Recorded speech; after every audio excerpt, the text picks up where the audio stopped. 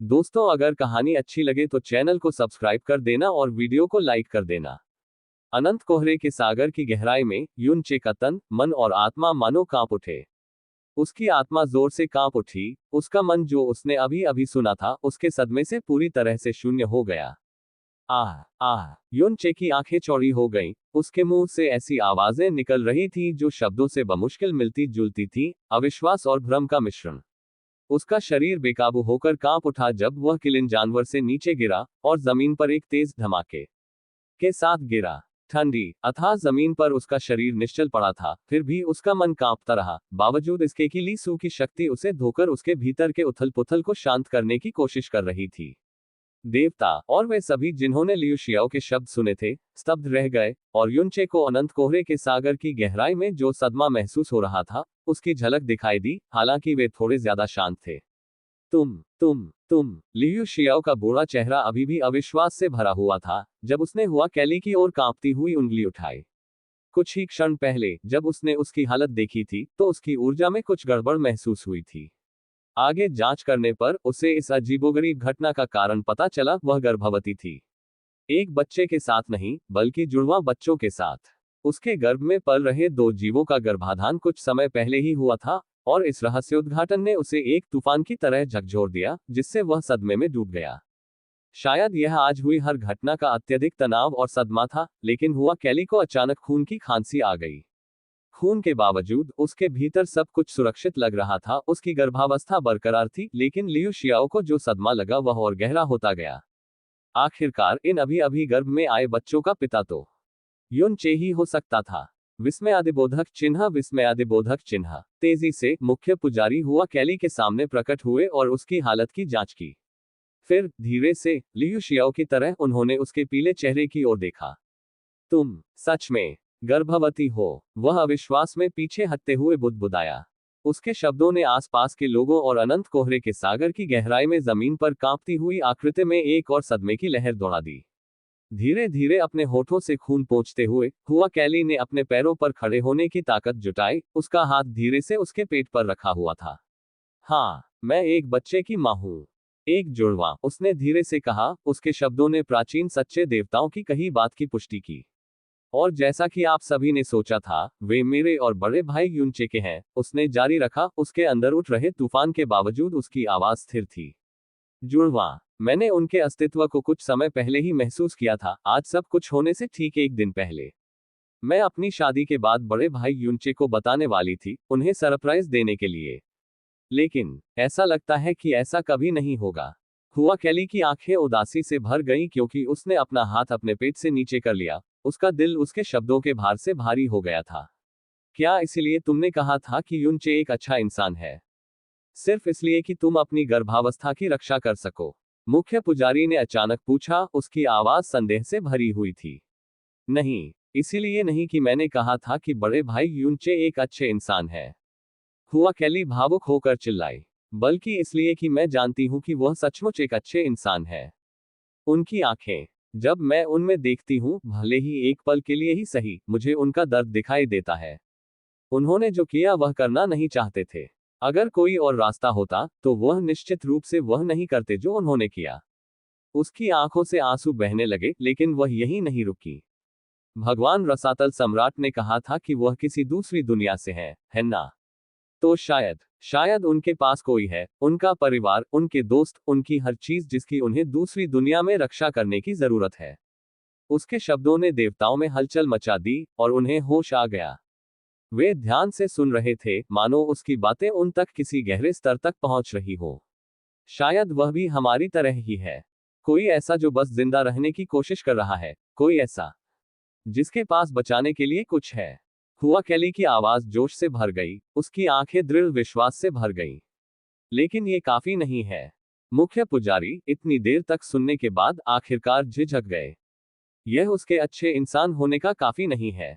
उनकी आवाज से पूरा वातावरण कांप उठा, जैसे हुआ कैली ने अपना सिर उठाकर उनकी ओर देखा, उनकी निगाहें अटल थीं। वह उसकी आंखों में दर्द देखकर मुख्य पुजारी ने अपनी आवाज धीमी कर ली, उनके स्वर में एक अनिच्छुक समझ उभर आई। वह जिस दुनिया से वह आया है, वहां वह एक अच्छा इंसान हो सकता है। लेकिन हमारे लिए उसने यहाँ रसातल में जो किया, हमारी दुनिया में जो दर्द और दुख दिया, उसे सजा मिलनी चाहिए। मुख्य पुजारी अपने विश्वास पर अडिग रहे, उनका विश्वास अटल रहा, जबकि उन्होंने हुआ कैली की आंखों में पीड़ा देखी। मुख्य पुजारी के शब्द यूचे के कार्यों की एक ठंडी याद की तरह लगे, जिससे देवता उदास और मौन हो गए।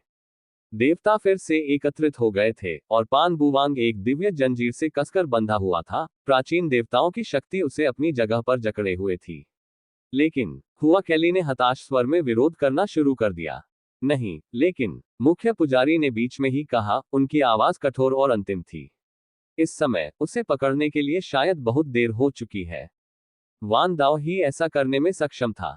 हालात, लेकिन खैर, अब कोई फर्क नहीं पड़ता। वह रुका, उसकी नजर देवताओं पर पड़ी और फिर उसने आगे कहा, उसके शब्दों का वजन भारी था। हम शुद्ध भूमि लौटेंगे और प्रभु को यह बात बताएंगे। वही तय करेंगे कि क्या करना है। मुख्य पुजारी की आवाज अटल थी। हमें नहीं पता कि युनचे कब लौटेगा, शायद अब से सालों बाद भी। लेकिन अगली बार हम उसे जरूर पकड़ लेंगे। उसकी आंखें ठंडी और दृढ़ हुई, हुआ कैली की ओर मुड़ गईं। और अगली बार कोई भी हमारे काम में दखल नहीं देगा। उसके शब्दों में एक अंतिमता थी, एक चेतावनी जो हवा में गूंज उठी। देवताओं ने सहमति में सिर हिलाया, उनके भाव गंभीर थे। हुआ कैली, जिसका हृदय निराशा से भारी था, अपना सिर नीचे करने को मजबूर हो गई। स्थिति का भार उस पर भारी पड़ रहा था, क्योंकि वह चुपचाप कठोर वास्तविकता को स्वीकार कर रही थी। अगर बुरा भी हुआ तो हम बच्चों को सौदेबाजी के लिए इस्तेमाल करेंगे, मुख्य पुजारी ने ठंडी और गन्नापूर्ण आवाज में कहा। जब सभी जाने की तैयारी कर रहे थे, तो उनके शब्दों की ठंडी अंतिमता हवा में तैर रही थी। तुम, मुख्य पुजारी के डरावने शब्द सुनकर हुआ कैली की आवाज गुस्से और रोष से भर गई। लेकिन इससे पहले कि वह आगे विरोध कर पाती, लियू शियाओ ने उसे रोक दिया और चेतावनी में अपना सिर हिलाया। तुमने खुद कहा था कि वह एक अच्छा इंसान है ना? डियान जियोजी अचानक बोला, उसकी आवाज में उसके होठों पर उपहास और एक क्रूर मुस्कान खेल रही थी। अगर वह एक अच्छा इंसान है, तो उसे एक अच्छा पिता भी होना चाहिए। और एक अच्छा पिता होने के नाते, वह अपने बच्चों को दर्द में कैसे देख सकता है? हा हा हा हा। डियान जियोजी हंसा, उसके शब्द संतुष्टि से भरे थे। हालांकि अनंत कोहरे के सागर की यात्रा छोटी थी और वह घायल हो गया था, मुख्य पुजारी के शब्द सुनकर उसे एक अजीब सी खुशी का एहसास हुआ, जिसे वह रोक नहीं पाया। धमाका! अचानक उसकी हंसी के बीच डियान जियोजी को जोर से लात मारी गई, जिससे उसका शरीर हवा में उड़ गया।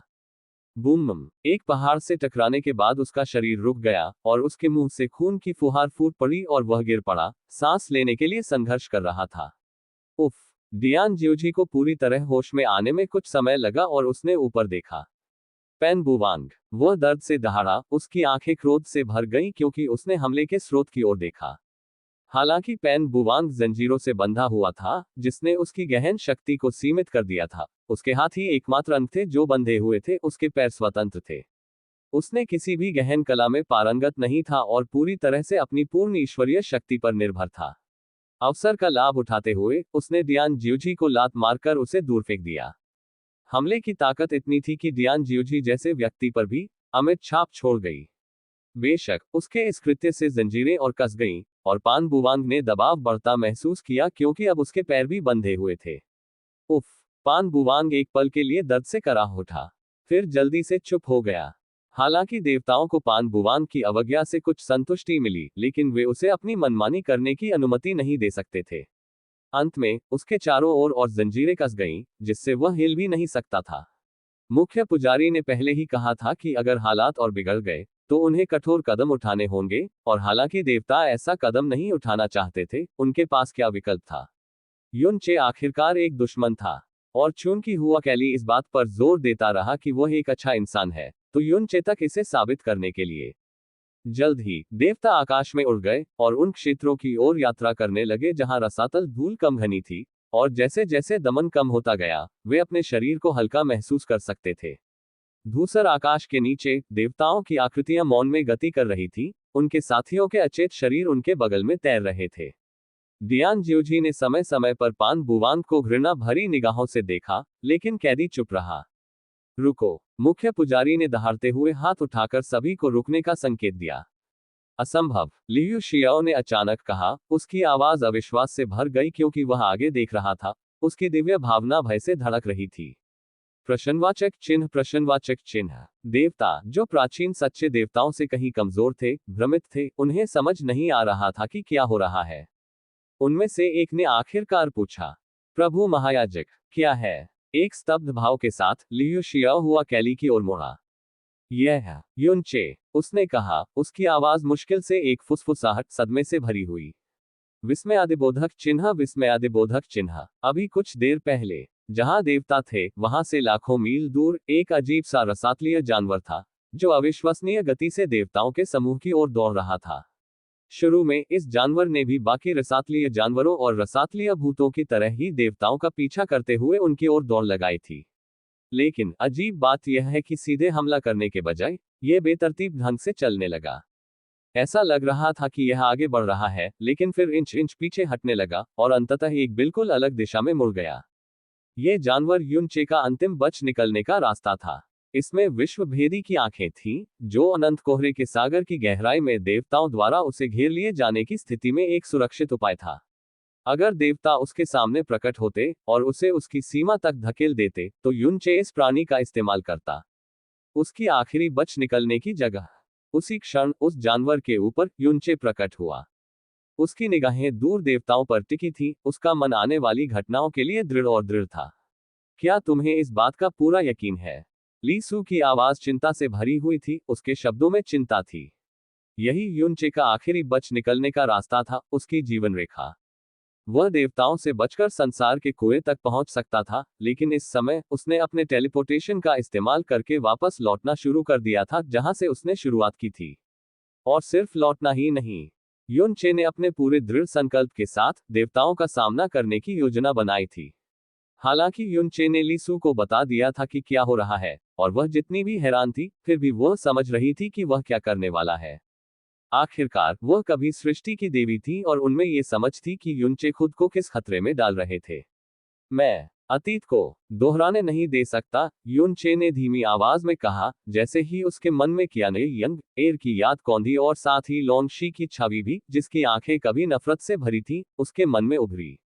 युनचे ने अपनी आंखें बंद कर ली, अपने फैसले का बोझ उस पर भारी पड़ रहा था, जबकि वह जानवर देवताओं की ओर बढ़ता रहा। उद्धरण चिन्ह। ली सू बहुत देर तक चुप रही। आखिरकार उसकी आवाज ने सन्नाटा तोड़ा। तुम खुद को खतरे में डाल रही हो, एक ऐसा खतरा जिसकी कीमत तुम्हारी आजादी के साथ साथ तुम्हारी जान भी हो सकती है। मैं इसकी इजाजत नहीं दे सकती। तुम मुझे रोकने वाली हो? युनचे ने आंखें बंद किए पूछा, उसका स्वर शांत लेकिन अटल था। नहीं, ली सू की आवाज दृढ़ थी, क्योंकि उसने भी अपना मन बना लिया था। लेकिन अगर तुम्हें ये करना है, तो मैं ये सुनिश्चित करूंगी कि तुम इससे जिंदा बच निकलो। उस समय जब निशुवन ने अपनी तकनीकें बनाई थीं, हालांकि मुझे इसके बारे में ज्यादा जानकारी नहीं थी, मुझे पता है कि अन्य तटासुर उनकी 5वीं शैली की तकनीक थी। इसने उन्हें पहले से कहीं ज्यादा शक्ति प्रदान की, ली सू ने शांत लेकिन गहन ज्ञान से भरी आवाज में कहा। लेकिन इसकी एक कीमत चुकानी पड़ी। इसने उनके ईश्वर की आत्मा को जला दिया, और उन्हें ठीक होने में समय लगा। उन मनुष्यों के लिए जिन्हें उनकी शक्ति विरासत में मिली है, इसका इस्तेमाल करना केवल मृत्यु की गारंटी है, क्योंकि तुम उनकी शक्ति का इस्तेमाल करके अपनी पूरी आत्मा जला दोगे। उसके शब्दों ने युनचे की पहले से ही ज्ञात बात की पुष्टि कर दी। तुम क्या कहना चाह रहे हो? युनचे ने धीमी आवाज में पूछा, फिर भी उसकी जिज्ञासा जागृत हुई। लेकिन तुम्हारे लिए, सिर्फ तुम्हारे लिए, 1 मिनट के लिए मैं तुम्हें उस तकनीक का आजादी से इस्तेमाल करने दे सकता हूं। ली सू की आवाज दृढ़ संकल्प से भरी थी, उनका संकल्प अडिग था। युनचे की आंखें आश्चर्य से खुल गईं। तुम ऐसा कैसे करोगे? उसने पूछा, उसकी आवाज में जिज्ञासा भरी हुई थी।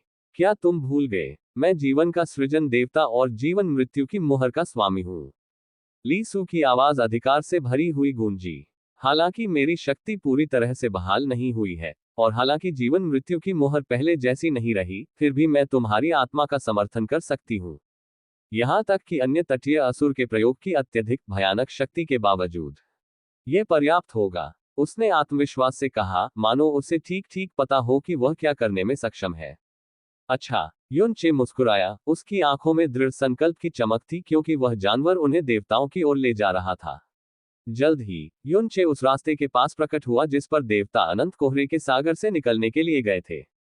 युनचे के अनुमान के अनुसार यहाँ दमन देवताओं की पूरी शक्ति का केवल लगभग 20% था। लेकिन इस समय युनचे को जरा भी परवाह नहीं थी। स्थिति का भार उसे बेमानी लग रहा था क्योंकि वह देवताओं के समूह का सामना करते हुए सीधा खड़ा था। जैसे ही उसने प्राचीन सच्चे देवताओं की दिव्य इंद्रियों की उपस्थिति को अपने सामने महसूस किया, वह अविचल खड़ा रहा और उसकी नजरें पास आ रहे देवताओं से मिली। उसकी नजरें उनसे मिली और उसने देखा कि उनका शुरुआती आश्चर्य किसी और चीज में बदल गया। उत्साह, उल्लास, जैसे वे उसकी ओर दौड़े, उनके चेहरे उत्सुकता से भरे हुए। बड़े भाई युनचे, हुआ कैली की आवाज गूंजी, राहत, अविश्वास और भारी भावनाओं के मिश्रण से भरी हुई, जब उसने उस आदमी को देखा जिसे उसने सोचा था कि वह अपने जीवन में फिर कभी नहीं देख पाएगी। हा हा हा हा, ये सोचकर कि तुम सचमुच यहाँ हमारा इंतजार कर रहे होगे। डियान जुएजी की हंसी खुशी से गूंज उठी, उसकी आवाज में उसकी नई मिली ताकत का पूरा जोर था। वह अपने भीतर पहले से कहीं ज्यादा शक्ति का उभार महसूस कर सकता था, और इसके साथ ही यह विश्वास भी कि अब वह युनचे को आसानी से कुचल सकता है। दूसरों का इंतजार किए बिना डियान जुएजी दहाड़ते हुए आगे बढ़ा। बूम! उसकी शक्ति बाहर की ओर फूट पड़ी और उसके बल से उसके आसपास का स्थान और जमीन हिल गई। वह अपनी पूर्ण ईश्वरीय शक्ति के 80% पर था, और जैसे ही वह युनचे पर झपटा, उसका शरीर एक बार फिर एक जानवर जैसे रूप में बदल गया। उसकी उपस्थिति उसे भारी लग रही थी। उसकी शक्ति के नीचे जमीन कांप उठी और हवा उसकी शक्ति की तीव्रता से चटकने लगी। फिर भी युनचे ने कोई डर नहीं दिखाया। उसकी आंखें गहरे बैंगनी रंग की चमक से चमक उठी, जैसे आदिकालीन नीला ड्रैगन देवता की आकृति उसके ऊपर प्रकट हुई हो, और उसने डियान जियोजी की ओर एक रूह कंपा देने वाली दहाड़ लगाई हो। दहाड़ दहाड़ हवा में गूंज उठी, डियान जियोजी की शक्ति को नाजुक कांच की तरह चकनाचूर कर दिया। उसकी आत्मा बल के प्रभाव में और कमजोरी के उस क्षण में युनचे अंधेरे में फट पड़ा, आंखों से ओझल हो गया और सीधे डियान जियोजी के सामने प्रकट हुआ। एक तेज झटके से युनचे ने डियान जियोजी के चेहरे पर एक जोरदार लात मारी। क्रैक! हड्डियों के टूटने की घिनौनी आवाज हवा में गूंज उठी और डियान जियोजी रसातल में जा गिरा। बूम! उफ! डियान जियोजी दर्द से कराह उठा, उसके मुंह से खून बह रहा था और वह जमीन पर पड़ा उठने की कोशिश कर रहा था। वार की ताकत ने उसे लड़खड़ा दिया था, उसका शरीर चकनाचूर और टूटा हुआ था। मूर्ख! युनचे ने धीरे से बुदबुदाया। यह सच था कि डियान जियोजी उससे कहीं ज्यादा ताकतवर था, भले ही उसकी ताकत दबी हुई थी। लेकिन उसका पशु रूप, महाक्रोध की शिरा का रूप, वो तो बस एक टिन ड्रैगन था, एक पशु, एक सांप जो ड्रैगन बनने की कोशिश कर रहा था। हालांकि युनचे एक सच्चा ड्रैगन था। रक्त वंश का दमन, आत्मा का दमन, उसके अनुभव और शक्ति के साथ डियान जियोजी को अचंभित करने के लिए काफी था। मूर्ख! युनचे के शब्दों को दोहराते हुए मुख्य पुजारी और लियू शियाओ दोनों एक साथ बोले। शायद लात से लगी चोटों या देवताओं के मजाकिया शब्दों के दंश के कारण डियान जियोजी जमीन से उठा ही नहीं। वह वहीं पड़ा रहा, दर्द से कराहता रहा, उसका शरीर कमजोर और क्षत विक्षत हो गया था। ये कहते हुए युनचे ने देवताओं के समूह पर अपनी नजर डाली। उसकी गर्मजोशी और ईमानदारी भरी आवाज ने तनाव को चीर दिया। सभी को फिर से नमस्ते। पहले के लिए माफ करना। उसका स्वर उस विनाश के बिल्कुल विपरीत था जो उसने अभी अभी किया था। उसका शरीर पूर्ण अंधकार में लिपटा हुआ था, उससे एक अशुभ आभा निकल रही थी। उसके शांत स्वभाव और उसके द्वारा फैलाई गई अराजकता के बीच का अंतर रात और दिन जैसा तीखा था। उद्धरण चिन्ह डॉट डॉट डॉट डॉट उद्धरण चिन्ह विस्मयादिबोधक चिन्ह विस्मयादिबोधक चिन्ह। जैसे ही लियू शियाओ ने उस युवक को अंधकार में लिपटे देखा, उसे अचानक एक एहसास हुआ और उसकी आत्मा कांप उठी। जो कुछ भी घटित हुआ था, उसके बीच उसने पहले इस पर विचार नहीं किया था, लेकिन युनचे ने जिन गहन कलाओं का प्रयोग किया था, वह बिल्कुल भविष्यवाणी जैसा था। लेकिन नहीं, यह उसके बारे में नहीं हो सकता। जब लियू शियाओ अपने विचारों में खोया हुआ था, मुख्य पुजारी बिग रेज, जो युनचे को असमंजस में देख रहा था, एक पल के लिए गहरी सोच में डूब गया। अंत में उसने जिज्ञासा से भरी आवाज में कहा, क्या तुमने सुना जो पहले कहा गया था? हाँ, सब कुछ, युनचे ने शांत और संयमित स्वर में हुआ कैली की ओर देखते हुए उत्तर दिया। विस्मयादिबोधक चिन्ह विस्मयादिबोधक चिन्ह। मुझे पता है कि मैंने तुम्हारे साथ गलत किया है, लेकिन मैं इसे ठीक कर दूंगा। मैं वादा करता हूं, युनचे ने ईमानदारी से कहा, अपनी नजरें उसकी नजरों से मिलाते हुए।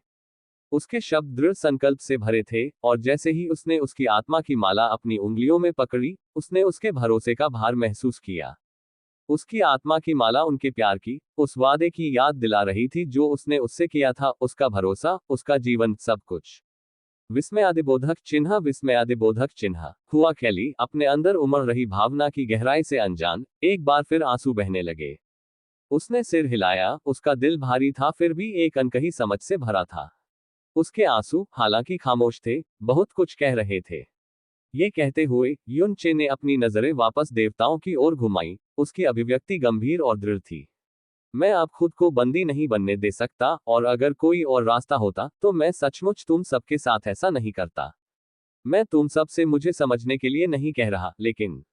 वह रुका, उसकी आवाज और तेज होती गई, मैं जो कुछ भी करता हूं, सब एक ही चीज के लिए है।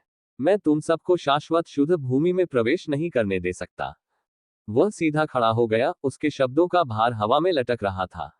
मैं, युनचे, उस दुनिया का सम्राट हूं जिसे तुम सब शाश्वत शुद्ध भूमि के नाम से जानते हो। और यह सम्राट तुम सबको मेरी दुनिया में प्रवेश नहीं करने देगा। अपने शब्द कहने के बाद युनचे के शरीर से दिव्य सीमित क्षेत्र के परम शिखर की राजसी शक्ति का आभास हुआ। उसकी उपस्थिति हवा में गूंज उठी, उसके आसपास के स्थान की नींव तक हिल गई। जैसे ही देवताओं ने युनचे की घोषणा को समझना शुरू किया, धीरे धीरे उसके शब्दों को जोड़ते हुए उन्हें बोध होने लगा।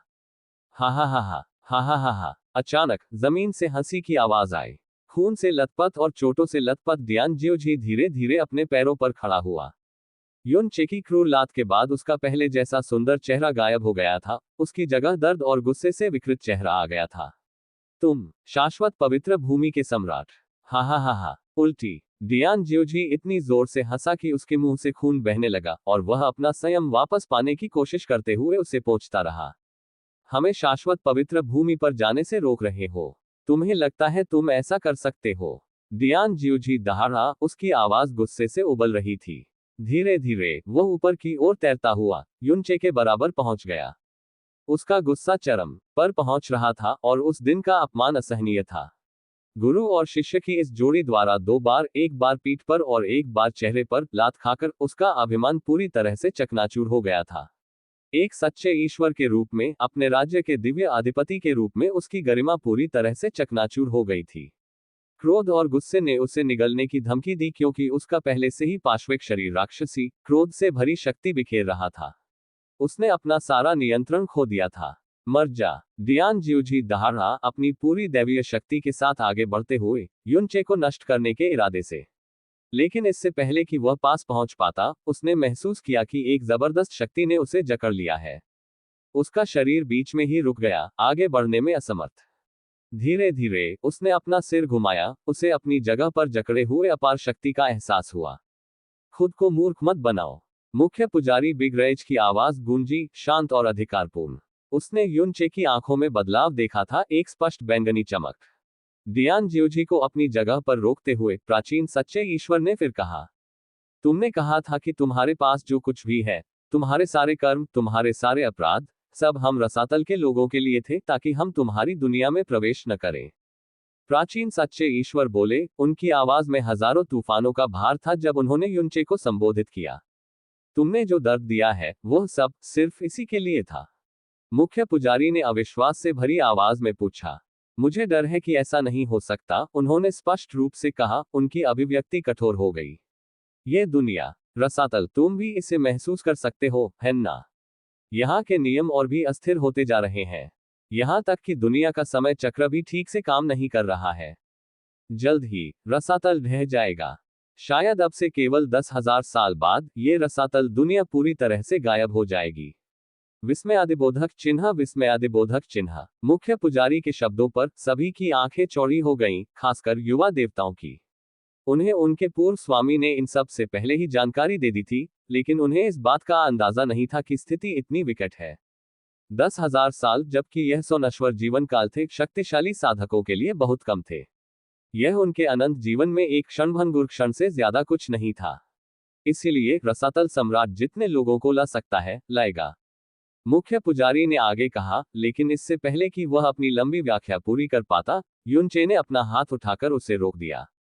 अथाह सम्राट की वजह से, मोसू की वजह से रसातल की दुनिया ढह रही है, और तुम ये जानते हो। निर्वाण शैतान चक्र के उल्टने वाले मोती का उपयोग करके रसातल सम्राट मोसू ने पालने बनाए, जो समय को रोकते हैं, लेकिन इसकी कीमत रसातल के समय चक्र के ढहने के रूप में चुकानी पड़ी। तुम दोनों ये जानते हो, तो फिर रसातल के लोगों को बचाने की कोशिश में संतों की तरह व्यवहार क्यों कर रहे हो, जबकि तुम ही इस विपत्ति के लिए जिम्मेदार हो। उसके शब्दों ने तुरंत सभी को चौंका दिया। दोनों प्राचीन सच्चे देवताओं के हाव भाव अजीब हो गए, मानो उन्हें उम्मीद ही नहीं थी कि युनचे इतना सीधा बोलेगा।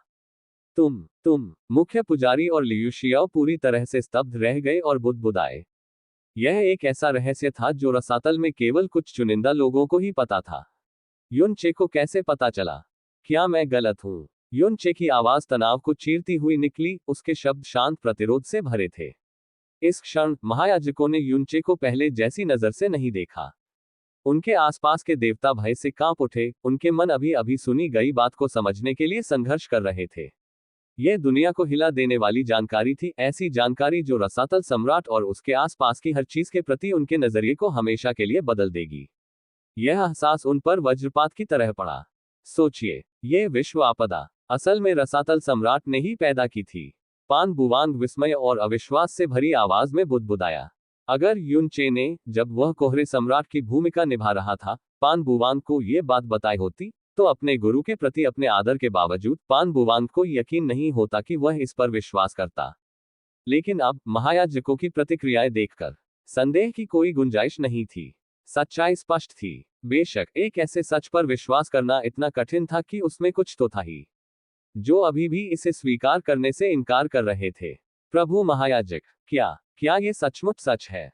इस चौंकाने वाले रहस्योद्घाटन को स्वीकार करने में अभी भी संघर्ष करते हुए जुड़वा देवताओं ने पूछा। उनकी आवाज अविश्वास से भरी हुई थी, लेकिन मुख्य पुजारी के चेहरे पर पहले से ही गंभीर भाव थे। उनकी निगाहें युनचे पर टिकी थी, और उनकी चुप्पी उन लोगों के लिए अंतिम पुष्टि का काम कर रही थी जो अभी भी अनिश्चित थे।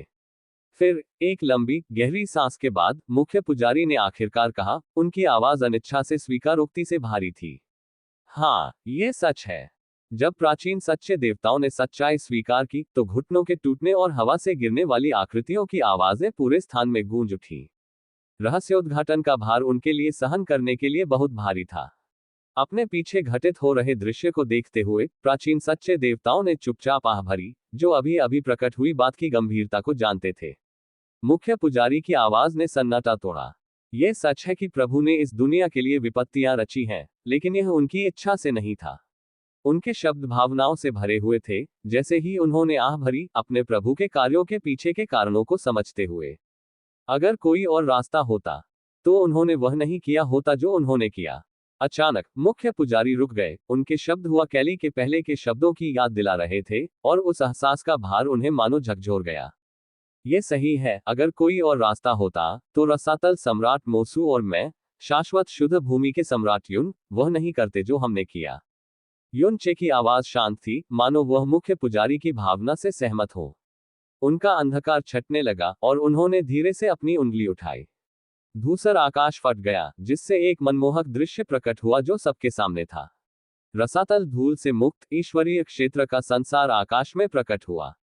खूबसूरत नजारे, हरे भरे फूलों के खेत, अछूते समुद्र, विशाल दुनिया, सबकी निगाहें अपनी ओर खींच रहे थे, सबको मंत्रमुग्ध कर रहे थे, यहां तक कि डियानजियोजी भी। उसकी पागलपन से भरी आंखों में लालसा की झलक थी। अथाह धूल से रहित एक दुनिया, एक ऐसी दुनिया जहां कोई आजादी से जी सके। यह एक ऐसा सपना था जो उन सभी ने साझा किया था, एक ऐसा सपना जो बहुत दूर लग रहा था। जैसे जैसे ये खूबसूरत दृश्य आगे बढ़ता गया, तस्वीर बदलती गई। अब युनचे को उसके सभी अधीनस्थों द्वारा सम्मानित किए जाने के दृश्य सामने आए। यम पूर्वजों से लेकर ब्रह्मा देव पूर्वजों तक सभी ने सम्मानपूर्वक सिर झुकाया और उसे सम्राट युन कहकर पुकारा, क्योंकि वह दुनिया को देख रहा था। वह सचमुच उस दुनिया का शासक है। देवता बुदबुदाए। युनचे ने झूठ नहीं बोला था, वो सचमुच शाश्वत शुद्ध भूमि का सम्राट था। लेकिन अचानक ऊपर का दृश्य बदल गया।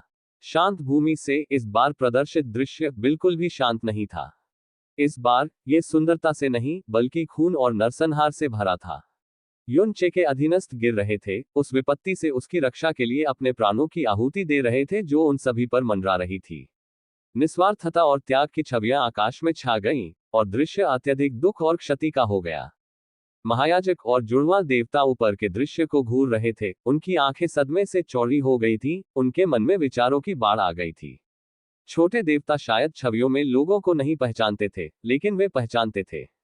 वे उन्हें जानते थे, वे उन लोगों को जानते थे जो उस खूबसूरत शाश्वत शुद्ध भूमि में नरसंहार के लिए जिम्मेदार थे। वही भूमि जिसकी रसातल सम्राट ने सबसे ज्यादा परवाह करने का दावा किया था और जहां लौटने की इच्छा थी। जैसे जैसे ये दृश्य उनके ऊपर चलता रहा, युनचे बोले, उनकी आवाज में एक भावनात्मक भार था। उस समय हम, देवलोक के लोग, जिन्हें आप में से ज्यादातर लोग शाश्वत शुद्ध भूमि के नाम से जानते हैं, रसातल की दुनिया को कभी नहीं जानते थे।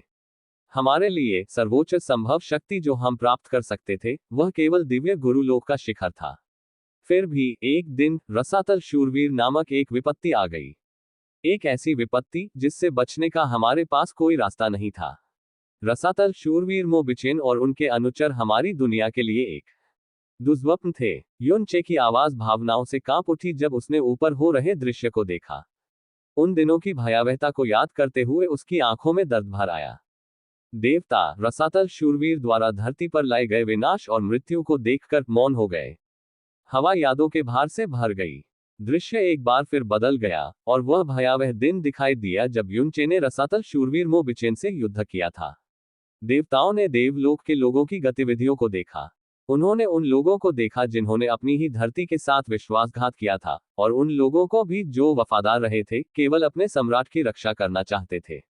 देवताओं ने देखा कि युनचे, पागल कैंग शितियान और हुओपोन के साथ, जो सुनहरे कौवे में बदल गए थे, मो बिचेन से लड़ने के लिए तैयार होकर आ रहे थे।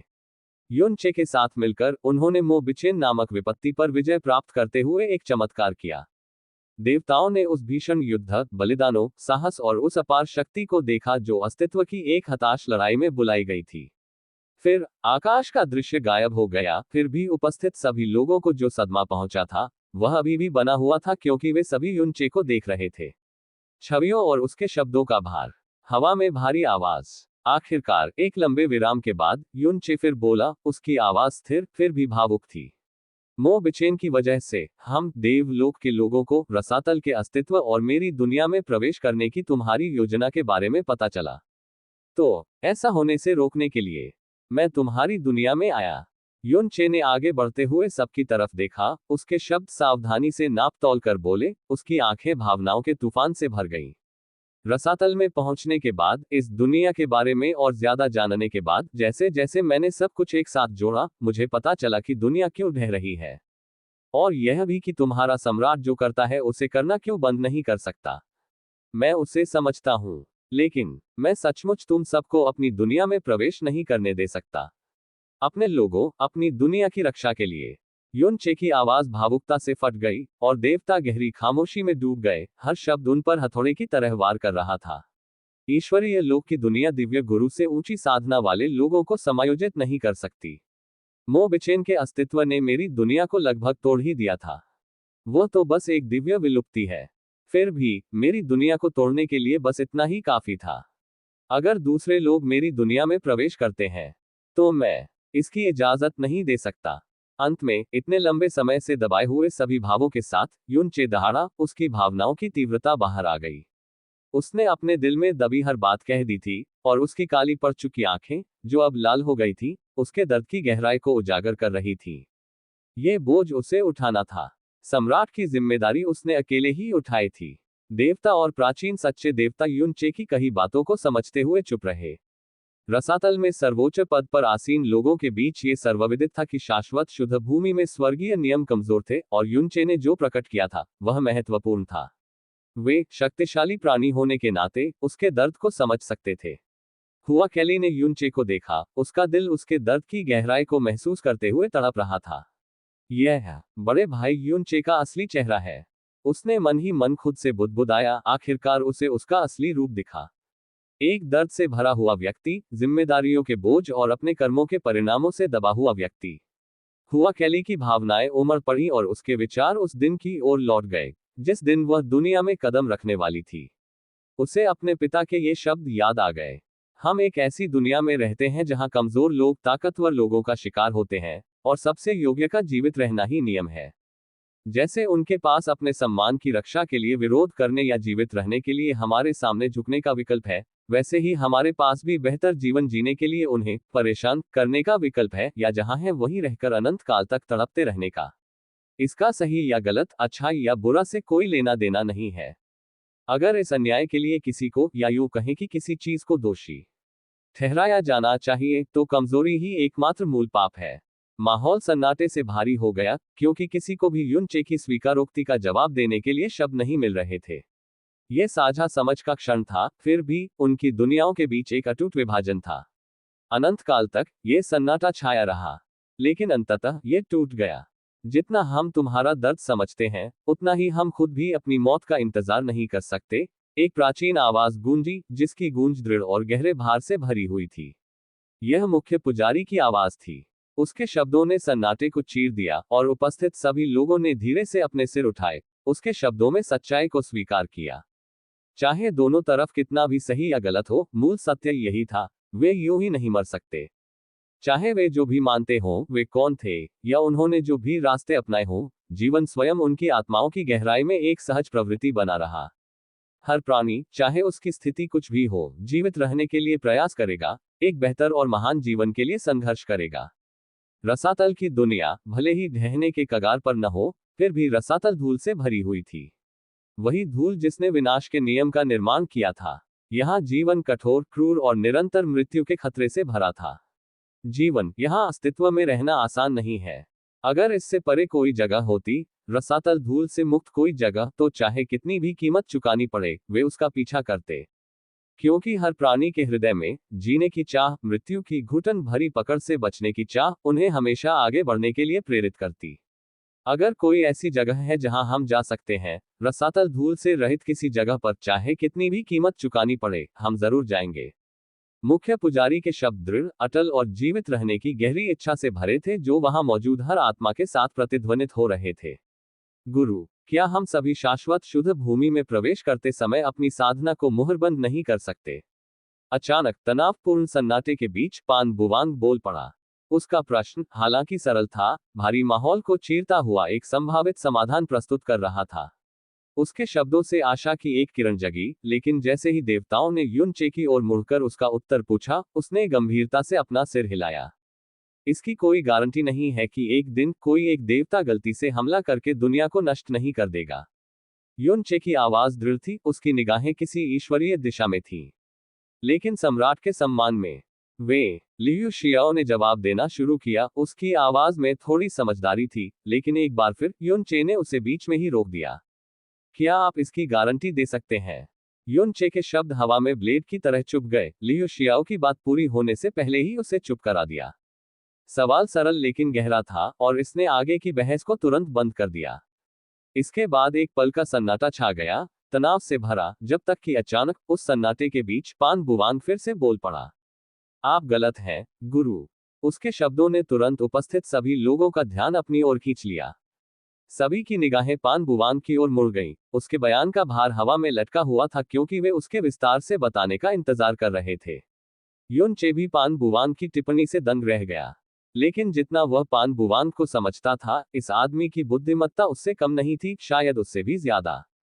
क्या उसने कुछ अनदेखा कर दिया था? क्या बात है? युनचे ने पूछा, उसकी जिज्ञासा बढ़ गई। उद्धरण चिन्ह डॉट डॉट डॉट डॉट उद्धरण चिन्ह। पान बुवांग ने गहरी सांस ली। उसका सिर ही एकमात्र अंग था जो कसकर जंजीरों में जकड़ा होने के कारण हिल सकता था। युनचे और देवताओं पर एक संक्षिप्त नजर डालने के बाद वह फिर बोला, हालांकि हम ये गारंटी नहीं दे सकते कि कोई भी एक दिन अपनी शक्तिशाली ऊर्जा जारी करके शाश्वत शुद्ध भूमि को नष्ट नहीं करेगा, लेकिन पूरा रसातल जानता है कि रसातल सम्राट और प्राचीन सच्चे देवता शाश्वत शुद्ध भूमि से आए थे। यहाँ हर कोई जानता है कि शाश्वत शुद्ध भूमि की दुनिया अपने घटते स्वर्गीय नियमों के साथ संभवतः उच्च शक्ति वाले लोगों को समायोजित नहीं कर पाएगी। मुझे नहीं पता कि रसातल सम्राट रसातल को नष्ट करने की कीमत पर भी ऐसा करने को तैयार क्यों है, लेकिन मुझे पता है कि वह शाश्वत शुद्ध भूमि को सबसे ज्यादा महत्व देता है। शाश्वत शुद्ध भूमि के प्रति उनका प्रेम शाश्वत है। इसलिए मैं शर्त लगा सकता हूं कि उनके पास शाश्वत शुद्ध भूमि के दिव्य नियमों को मजबूत करने का कोई न कोई तरीका जरूर होगा। पान बुवांग के शब्दों ने वहां मौजूद सभी लोगों के दिलों और आत्माओं को झकझोर दिया और उनके मन में तूफान की तरह गूंज उठे। पान बुवांग के शब्दों ने सभी को स्तब्ध कर दिया, लेकिन इस सदमे के बीच सभी के लिए आशा की किरण भी जगाई, क्योंकि उनकी आंखें चमक उठी। युन चे की काली पड़ चुकी आंखों में भी मानो रोशनी लौट आए हो। क्या क्या संभव है? युन चे मन ही मन बुदबुदाया। जैसे ही उसने पूछा, ली सू की आवाज गूंजी। ये सचमुच संभव है, ली सू ने कहा। उसके शब्दों ने युन चे की आत्मा में और भी कंपन पैदा कर दिया, और उसे एहसास हुआ, अगर ईश्वरीय क्षेत्र के दिव्य नियमों की शक्ति को मजबूत किया जा सके, तो ये रसातल के लोगों को समायोजित कर सकता है और ईश्वरीय क्षेत्र के लोगों को अपनी साधना में आगे बढ़ने की अनुमति दे सकता है। क्या संभव है? ये संभव है, युन चे ने धीरे से कहा। उसके विचार तेजी से दौड़ रहे थे। उसके मन में मची उथल पुथल के बीच लीसू की आवाज फिर गूंजी। ईश्वरीय क्षेत्र से आदिम ऊर्जा वर्षों से रसातल की दुनिया में समा गई है। हालांकि रसातल की दुनिया देवताओं को समायोजित कर सकती है, लेकिन इसकी ऊर्जा वास्तव में आदिकाल की तुलना में कम है। विस्मयादिबोधक चिन्ह, विस्मयादिबोधक चिन्ह। यहाँ स्वर्गीय नियम और गहन ऊर्जा आज के देवलोक की तुलना में पहले से ही बहुत बहुत ऊंची थी। लेकिन सोचिए, यह अभी आदिकाल के स्तर की भी नहीं थी। ली सू की बातें सुनते ही युन चे की आंखें चौड़ी हो गईं, उसका दिल तेजी से धड़क रहा था। इस एहसास ने उसे एक ज्वार की लहर की तरह झकझोर दिया। जब से ली सू जागी थी, उसे पिछले युग की कई यादें वापस मिल गई थीं। इसके साथ ही दुनिया की स्थिति के बारे में उसकी समझ अब पहले से कहीं ज्यादा स्पष्ट और सटीक हो गई थी। भले ही आदिकाल की ऊर्जा इस रसातल की दुनिया में समा गई हो, रसातल भी अपनी ऊर्जा खो रहा है। अपनी ऊर्जा। सब कुछ उसी दिशा में जा रहा है, ली सू ने जारी रखा, उसकी आवाज स्थिर लेकिन उसके शब्दों के भार से भरी हुई थी। युन चे ने धीरे से बुदबुदाया, मन समझने के लिए दौड़ रहा था। अथाह गहराए, अंतहीन कोहरे का सागर। सही। युन चे ने जैसे ही उसकी बातें समझी, एक अजीब सी बेचैनी छा गई। लेकिन चूंकि तुम उसकी चरम गहराई में जा सकते हो, और मोसू की मदद से तुम्हारे लिए या उसके लिए वहां सब कुछ उलट पुलट करने का मौका हो सकता है। तुम रसातल और ईश्वरीय क्षेत्र दोनों को एक साथ रहने दे सकते हो। उसके शांत शब्दों ने उसे वज्रपात की तरह मारा, उसे अंदर तक हिला दिया। संभावनाएं, इन सब का भार लगभग असहनीय लग रहा था। लेकिन उसकी आवाज में छिपी संभावना, आशा ने उसके भीतर कुछ गहराई से झकझोर दिया। अगर युन चे पान शियाओदी के अस्तित्व सार को पुनः प्राप्त कर सके, मोसू की मदद कर सके, और बदले में मोसू उसे ईश्वरीय क्षेत्र के स्वर्गीय नियमों को पुनर्स्थापित करने में मदद कर सके, तो ये सबसे अच्छा होगा। अगर यह हासिल हो सके, अपने सारे अपराध, उसने जो दर्द और पीड़ाएं दी, वह मोसू को बाद में, जब वे फिर मिलेंगे, सब कुछ समझा सकता है। वे सब कुछ सुलझा सकते हैं। अब खून खराबे या और दर्दनाक आंसुओं की कोई जरूरत नहीं होगी। युन ची। अचानक उसके अस्त व्यस्त विचारों के बीच लीसू ने युन चे के मन में चीख मारी, जिससे वह अपनी उथल पुथल से बाहर आ गया। जैसे ही उसने चीख मारी, ईश्वरीय शक्ति से बना एक राक्षसी पंजा उसके सामने आ पहुंचा। युन चे अपनी रक्षा कर पाता, कुछ कह पाता, उससे पहले ही राक्षसी पंजों ने उसके सीने पर वार कर दिया। बू हुआ कैली चीखी, उसका पीला चेहरा भय से भर गया। उसकी आवाज गूंज रही थी जब उसने युन चे के खून से लथपथ शरीर को उड़ते हुए देखा। लाल निशान उसके रास्ते को चिन्हित कर रहे थे। गुरु। पान बुवांग भी चिल्लाया, उसकी आवाज सदमे और भय से कांप रही थी जब उसने युन चे को पुकारा। बूमम बूमम बूमम। युन चे का शरीर बार बार जमीन पर गिर रहा था, उसका शरीर ऊबड़ खाबड़ जमीन से टकरा रहा था और कई पहाड़ों से टकरा रहा था। हर जोरदार टक्कर के साथ जमीन से टकराने वाले उसके शरीर के बल ने रसातल में सदमे की लहरें भेज दी। अंत में एक बहरा कर देने वाली बूमम के साथ युन चे ठंडी रसातल की जमीन पर निश्चल पड़ा रहा। उसका शरीर क्षत विक्षत और खून से लथपथ मुश्किल से हिल रहा था, जबकि उसके चारों ओर धूल जम गई थी। भाई युन चे। हुआ कैली चीखी, उसकी आवाज डर से भर आए और वह आगे बढ़ने लगी। लेकिन जैसे ही उसका पैर जमीन से उठा, एक अदृश्य शक्ति, ठंडी, विशाल और कुचलने वाली, ने उसे लोहे की जंजीरों की तरह जकड़ लिया, उसे अपनी जगह पर जकड़ लिया। वह हौंफने लगी, उसकी नजरें लियू शियाओ की ओर घूम गईं, जिसने बस गंभीरता से अपना सिर हिलाया। उसके हाव भाव समझ से परे थे, लेकिन उस खामोश हाव भाव ने उसे सब कुछ बता दिया। हिलना मत। लियू शियाओ, मुख्य पुजारी बिगरेज और देवताओं ने भी डियान जियूजी के अचानक हमले का अंदाजा नहीं लगाया था। स्वर्ग भी इस अप्रत्याशित प्रहार से कांप उठा। लेकिन अपने आश्चर्य के बावजूद किसी ने भी इसे रोकने की कोई कोशिश नहीं की। शायद अंदर ही अंदर यही वो जवाब था जिसका उन्हें इंतजार था। युनचे के पहले के शब्द अब भी उनके मन में गूंज रहे थे, तीखे, जिन्हें नजरअंदाज करना नामुमकिन था। उसने उनके विश्वासों की नींव हिला दी थी, उन्हें हर चीज पर सवाल उठाने पर मजबूर कर दिया था। और अब जब डियान ज्यूजी ने हमला शुरू किया, तो उनके दिल जो कुछ ही पल पहले इतने अनिश्चित थे, इस अराजकता से चिपके रहे और इसे अपरिहार्य चुनाव में देरी करने का बहाना बना रहे थे। क्योंकि एक बार युनचे को वश में कर लिया गया, तो सम्राट खुद चुनाव करेगा। जैसे ही देवता अपने सदमे से उबर रहे थे, एक भयावह, धीमी और उन्मत्त हंसी पूरे राज्य में गूंज उठी। हा हा हा, कैसा रहेगा? डियान ज्यूजी की आवाज बिजली की तरह फटी, बेकाबू खुशी से भरी हुई। जैसे ही वह आगे बढ़ा, उसकी आंखें पागलपन से चमक उठी, उसका शरीर एक बहरा कर देने वाले धमाके के साथ गति में फूट पड़ा। आकाश कांप उठा, अंतरिक्ष मुड़ गया और शून्य उसकी शक्ति के नीचे बिखर गया। वह एक सुनहरा नरक बन गया था, उसका दिव्य शरीर आकाश से मुक्त सूर्य की तरह धधक रहा था, अपने रास्ते में आने वाली हर चीज को झुलसा रहा था। मर जा! डियान ज्यूजी दहाड़ा, उसकी चीख इतनी भयंकर थी कि हवा ही टूट गई। हुआ कैली और पान बुवांग दोनों के दिल जोर से सिकुड़ रहे थे, उनके शरीर जम गए थे, किसी बल से नहीं, बल्कि भय से। वे शक्तिहीन होकर देख रहे थे कि विनाश किसी प्रतिशोधी देवता के प्रकोप की तरह युनचे की ओर तेजी से बढ़ रहा है। फिर भी, इससे पहले कि डियान ज्यूजी उस तक पहुंच पाता, जैसे ही सुनहरी लपटें युनचे को भस्म करने ही वाली थी, युनचे के शरीर से एक अभूतपूर्व शक्ति फूट पड़ी। ये हिंसक नहीं थी, यह अराजक नहीं थी, ये पवित्र थी। चमक का एक जबरदस्त विस्फोट बाहर की ओर फूट पड़ा, और दुनिया का नीरस धूसर रंग एक बेदाग सफेदी में डूब गया, मानो स्वर्ग ही उतर आया हो। शून्य शांत हो गया, रसातल शांत हो गया। डियान ज्यूजी की आंखें अविश्वास से चौड़ी हो गईं, क्योंकि उस शुद्ध चमक ने उसे बीच में ही रुकने पर मजबूर कर दिया। उसके चारों ओर की सुनहरी ज्वाला हिंसक रूप से पीछे हट गई, मानो दूषित होने से भयभीत हो। वह लड़खड़ाते हुए पीछे हट गया, अपने चेहरे को उस रोशनी से बचाते हुए जो किसी दिव्य तारे के जन्म की तरह चमक रही थी।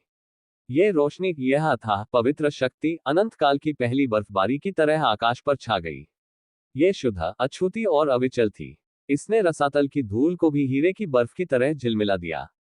और सभी देवताओं और पुरखों की स्तब्ध आंखों के सामने युनचे एक बार फिर ऊंचा खड़ा हो गया। उसके जख्म भर गए, उसका खून फिर से भर गया, उसकी टूटी हुई नसें ठीक हो गईं। एक ही सांस में, जो कुछ पल पहले एक टूटी हुई लाश लग रही थी, वह फिर से ठीक हो गई, धीरे धीरे नहीं, बल्कि तुरंत, मानो समय ही उसके सामने घुटने टेकने को झुक गया हो। विस्मयादिबोधक चिन्ह, विस्मयादिबोधक चिन्ह। बिग रैज की आंखें जोर से फड़कने लगी, उसकी पुतलियां कांपने लगी, मानो फटने ही वाली हो। यह है, वह अविश्वास से भारी आवाज में हाँफते हुए बोला। उसने इसे पहले भी देखा था, कुछ ही क्षण पहले, जब युनचे अपने प्रभु की दिव्य शक्ति के प्रचंड प्रहार से बेहोश हो गया था। और फिर भी अगले ही पल जाग गया था। ये शक्ति, ये चमत्कार, ये फिर से प्रकट हो गया था। हालांकि उसे इसके लौटने का अंदेशा था। इसे अपनी आंखों से देखकर उसके संयम की हर परत बिखर गई। जैसे ही रक्त से सनी धरती पवित्र श्वेत आभा में नहाए, एक परिवर्तन ने अपनी जगह बना ली। गंदगी, सड़ांध, विनाश के अवशेष सब एक पल में शुद्ध हो गए। धरती झिलमिला उठी, रक्त से निर्मल, मानो रसातल भी प्रकाश के आगे नतमस्तक हो गया हो। फिर जीवन लौट आया। कभी बंजर रही धरती से हरियाली जंगल की आग की तरह फैल गई। युनचे के पैरों तले घास खिल उठी, जीवंत और कोमल। पलक झपकते ही फूल खिल गए, उनकी पंखुड़ियां नाच रही थीं, मानो किसी लंबे समय से खोए हुए देवता का अभिवादन कर रही हो। उसके चारों ओर की हवा सुगंधित, शांत, जीवंत हो गई, और इस सब के केंद्र में युनचे खड़ा था। उसकी आंखें, जो कभी दर्द और मौत से घिरी हुई थीं, अब तेज और एकाग्र थीं। उसकी हर सांस शक्ति से भरी थी। उसके जख्म खुले, क्रूर, जानलेवा, पलों ही पल भर में गायब हो गए, बंद हो गए। एक धीमी घुरघुराहट के साथ युनचे ने खुद को संभाला और नर्म जमीन से ऊपर उठा, डियान ज्यूजी से नजरें नहीं हटाईं, जिसकी अभिव्यक्ति अविश्वास में जमी हुई थी। मैं लापरवाह हो गया, युनचे बुदबुदाया, उसकी आवाज धीमी, शांत, फिर भी पहाड़ जैसी भारी थी। शब्द खामोशी को तलवार की तरह चीरते हुए देवताओं और पूर्वजों की स्तब्ध सांसों के बीच गूंज रहे थे। बड़े भाई युन, हुआ कैली फुसफुसाए, उसकी आवाज कांप रही थी, उसके होठों से राहत की एक कांपती हुई सांस निकल रही थी। उसका दिल, जो कुछ पल पहले कस गया था, आखिरकार ढीला पड़ गया। आह जैसी उम्मीद थी, गुरु से पान बुवांग हकलाया, उसका जबड़ा खुला हुआ था। वह मुश्किल से समझ पा रहा था कि वह देख रहा था युन चे, जो मौत से कुछ ही पल दूर लग रहा था, पुनर्जन्म ले रहा था, शक्ति बिखेर रहा था। श्वेत प्रकाश मंद पड़ने लगा, धीरे धीरे दिव्य शुद्धता के कणों में विलीन होने लगा। लेकिन जो छवि उसने पीछे छोड़ी, युन चे, हरे भरे जीवन के मैदान के बीच संपूर्ण और अविचल, उनकी आत्माओं में समा गई। और फिर एक भयंकर गर्जना ने सन्नाटे को तोड़ दिया। युन चे, वह शक्ति, आखिर वह क्या है? बिग रैज गर्जा, उसकी आवाज में भय समाया हुआ था। उसके स्वर में कंपन ने उसके प्राचीन अभिमान, उसके सहस्राब्दियों के वर्चस्व को उजागर कर दिया। उसने अभी जो देखा था, वह उन्हीं नियमों के विरुद्ध था जिन्हें वह समझता था। नहीं, उसने उन्हें चकनाचूर कर दिया। पुनर्जन्म का वह स्तर नहीं, वो पुनरुत्थान, ये किसी भी सच्चे ईश्वर की स्मृति, किसी भी धर्म ग्रंथ, किसी भी मिथक से परे था। यह भयानक था, यहां तक कि शक्तिशाली मुख्य पुजारी बिग रैज, जिसकी आत्मा ने युद्ध और दिव्य विजय के अनंत चक्र देखे थे, को भी कुछ ऐसा महसूस हुआ जिसे वह बहुत पहले भूल चुका था। भय। प्राचीन काल में अनगिनत दिव्य जातियों ने गंभीर चोटों के बाद जल्दी ठीक होने के लिए चमत्कारी तकनीकें, गूढ़ कलाएं, गुप्त रक्त संस्कार और निषिद्ध आत्मा दाह तैयार की थी। लेकिन ऐसे चमत्कारों की हमेशा एक कीमत चुकानी पड़ती थी, दशकों का जीवन काल, टूटी हुई दिव्य नसें, या परिवर्तनीय आत्माक्षरण। फिर भी युन चे, वह पूरी तरह से ठीक हो गया था, तारांकन समय के साथ नहीं, बलिदान से नहीं, तारांकन बल्कि तुरंत। उसका आभामंडल पूरी तरह से स्थिर रहा। उसकी जीवन शक्ति उमड़ पड़ी, मानो कुछ क्षण पहले ही उसे मृत्यु ने छुआ भी न हो। कोई रक्तपात नहीं, कोई अस्थिरता नहीं, कोई प्रतिक्रिया नहीं। यह एक ऐसा चमत्कार था जो अनंत काल से चले आ रहे दिव्य नियमों के विरुद्ध था। यह क्या बकवास है? क्या तुम भगवान हो या मैं? उसकी आत्मा की गहराइयों में महाक्रोध चीख उठा, उसकी दिव्य भावना आक्रोश से चीख उठी। उसका प्राचीन मन, जो कभी शाश्वत हिम्मत की तरह शांत था, अब निराशा और अविश्वास से उबल रहा था। लेकिन उसके और भी ज्यादा क्रोध के लिए युन चे ने उसकी तरफ एक नजर भी नहीं डाली। कुछ नहीं बोला, कोई प्रतिक्रिया नहीं दी। वह वहीं खड़ा रहा, तलवार हाथ में लिए, शून्य में घूरता रहा, अपने आसपास की हर उपस्थिति को पूरी तरह से अनदेखा करता रहा। तो क्या हुआ अगर तुम एक पल में ठीक हो जाओ? डियान जियोजी गुर्राया, उसकी आवाज धीमी और गुस्से से भरी थी, उसके दांत तिरस्कार से पीस रहे थे। उसने देखा कि युन चे की आंखें फिर से दूर हो गई हैं, उसका मन साफ तौर पर भटक रहा है। मैं तुम्हें फिर से गिरा दूंगा। और फिर से, और फिर से। डियान जियोजी के लिए यह संकल्प नहीं था, यह अपमान था। क्या युन चे उसे अनदेखा कर रहा था? या इससे भी बदतर, क्या उसे परवाह भी नहीं थी? इससे पहले वह ऐसे बेसुध था मानो किसी महान रहस्योद्घाटन पर विचार कर रहा हो। लेकिन अब, मौत के खतरे में भी उसने सोच में खोए रहने की हिम्मत कैसे की? साले, तू मरने लायक है। एक कर्कश गर्जना के साथ डियान जियोजी आगे बढ़ा, उसकी दिव्य शक्ति एक अनवरत तूफान की तरह फूट पड़ी। रसातल हिल गया, अंतरिक्ष मुड़ गया, वास्तविकता भी उसके क्रोध के भार से कांप उठी। उसका हाथ विचित्र रूप से बदल गया, एक विशाल पार्श्विक अंग में बदल गया, सुनहरी दिव्य ऊर्जा उसकी त्वचा पर घूम रही थी। शुद्ध दिव्य शक्ति से बने उस तरह तीखे पंजे घातक प्रकाश से झिलमिला रहे थे। मर जा। जैसे कोई उल्का आकाश से टकराता है, वह एक बार फिर युन चे पर टूट पड़ा, पवित्र प्रकाश को चीरता हुआ और अपने अविचल लक्ष्य की ओर बढ़ता हुआ। केली की सांस उसके गले में जम गई, आंखें भय से चौड़ी हो गईं। पान बुवान का दिल उसकी पसलियों से टकराया। युन चे स्थिर था, और डियान जियोजी उसे फिर से मार गिराने से बस एक धड़कन दूर था। फिर भी, सुनहरे पंजे अपने निशाने तक पहुंचने से ठीक पहले, युन चे की आंखें अचानक खुल गईं, एक भयानक, अथाह काली रोशनी से जल रही थी। वह रोशनी सिर्फ ठंडी नहीं थी, वह खुद मौत थी। एक शून्य जो आशा को निगल गया। उसके होंठ हिल रहे थे, उसकी आवाज धीमी, शांत और रूह को चीर देने वाली थी। उद्धरण चिन्ह डॉट डॉट डॉट। ऐसा दोबारा नहीं होगा। विस्मयादिबोधक चिन्ह, विस्मयादिबोधक चिन्ह। डियान जियोजी की आत्मा में एक सिहरन दौड़ गई और उसकी आंखें घबराहट से चौड़ी हो गईं, क्योंकि उसके पंजे, दिव्य क्रोध और दिव्य शक्ति से सशक्त होकर पहले ही वार कर चुके थे। बू, अथाह धूल, जो पहले भयावह रूप से शांत थी, अचानक एक चक्रवात में बदल गई, जैसे डर के मारे तेजी से घूम रही हो। और फिर भी, युन चे कुछ ही कदम पीछे हटा, उसके होठों के कोने से खून की एक पतली धार बह रही थी। बस इतना ही। कोई टूटी हुई हड्डी नहीं, खून की कोई धार नहीं, कोई टूटा हुआ शरीर हवा में नहीं उड़ रहा था। डियान जियोजी जड़वत खड़ा रहा। क्या एक पूर्ण ईश्वर की शक्ति से उस प्रहार ने युनचे को चीर डाला होगा? भले ही उसने इसके लिए तैयारी की हो, भले ही उसने उसे रोका हो, उसे गंभीर रूप से घायल होना चाहिए था, लेकिन वह युनचे को केवल मामूली रूप से घायल कर पाता है। असंभव। लेकिन इससे पहले कि वह आगे कुछ प्रतिक्रिया दे पाता, अगली ही सांस में युनचे ने हाथ बढ़ाया और डियान जियोजी के क्रूर पंजे को एक लोहे की मुट्ठी से जकड़ लिया। क्या डियान जियोजी की आंखें भय से चौड़ी हो गईं। युनचे की आंखें, रसातल के सबसे गहरे गड्ढे जैसी काली, उसे घूर रही थी। कोई भावना नहीं, कोई दया नहीं, सिर्फ सन्नाटा, एक दमघोंटू सन्नाटा। डियान जियोजी की आत्मा ने खामोश चीख निकाली, भागो, भागो, भागो। अचानक उसके पकड़े हुए हाथ में एक दर्द उभर आया। पहले तो मुश्किल से महसूस हुआ, फिर तेज और कस गया। युनचे की ताकत बढ़ रही थी। वह इसे महसूस कर सकता था नहीं, वह इसे युनचे की आभा से देख सकता था। और तभी उसे एहसास हुआ, उसका आभा मंडल चढ़ रहा था। फिर एक धमाके के साथ युनचे का आभा मंडल टूट गया। दिव्य विलुप्ति स्तर 2। लियू शियाओ और बिग रेज के होठों से एक साथ दो गरजती आवाजें निकली, उनके चेहरे अविश्वास से विकृत हो गए। युनचे, जो कुछ ही क्षण पहले मृत्यु के द्वार पर था, अब न केवल पूरी तरह से ठीक हो गया था, बल्कि उसने भी जीत हासिल कर ली थी।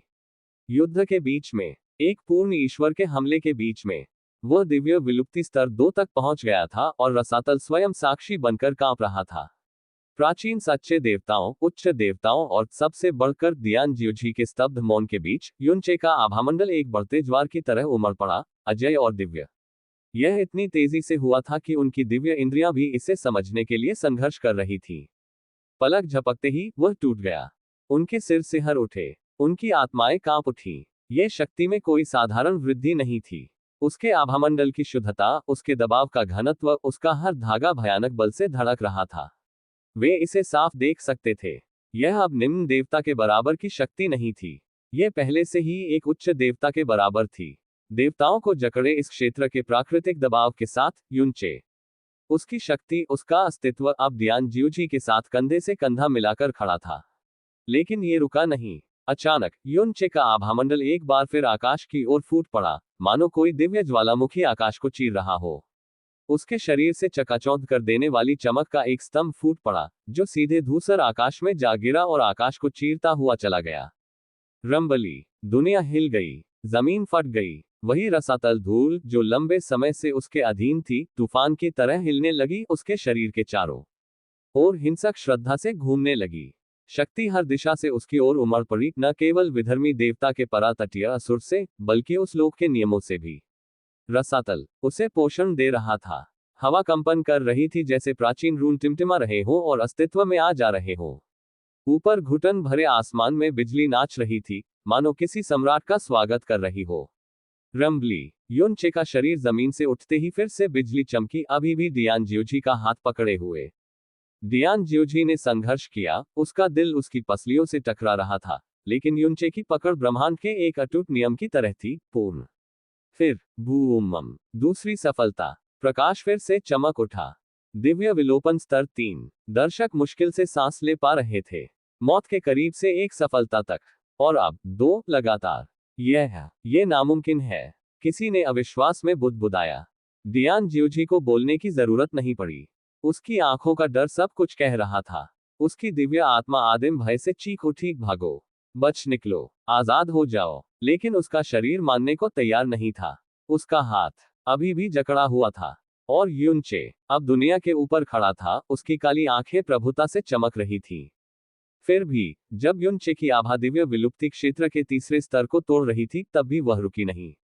उसके भीतर की शक्ति और भी ऊंची होती गई, फिर और भी ऊंची। उसकी हर सांस अंतरिक्ष में लहरें भेज रही थी। ऊपर का आसमान दबाव से चीख रहा था, और नीचे की जमीन मौन श्रद्धा से टूट रही थी। शून्य में दरारें मकड़ी के जाले की तरह फैल गईं। युनचे और डियान जियोजी के चारों ओर विकृति का एक गोला बन गया, मानो वास्तविकता भी अब उसके उभरते हुए देवत्व की उपस्थिति को सहन नहीं कर पा रही थी।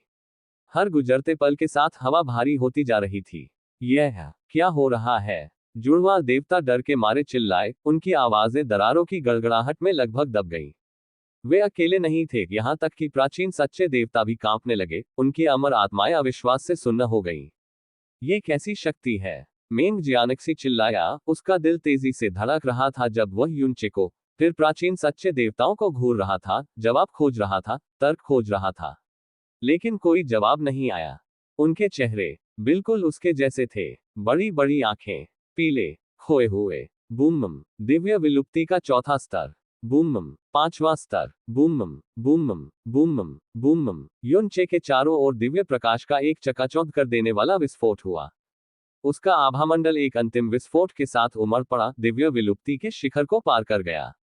बूमम, और अगले ही पल उसने दहलीज पार कर ली। दिव्य सीमित क्षेत्र। युनचे के शरीर से एक ऐसी शक्ति निकली जो अस्तित्व में किसी भी चीज से अलग थी, कुचलने वाली, प्राचीन, शाश्वत। यह अब ऐसी शक्ति नहीं थी जो केवल सच्चे देवताओं से प्रतिद्वंदी हो, बल्कि उनसे बढ़कर हो। तभी तूफान में सत्य की फुसफुसाहट की तरह युनचे की आत्मा में एक आवाज गूंजी।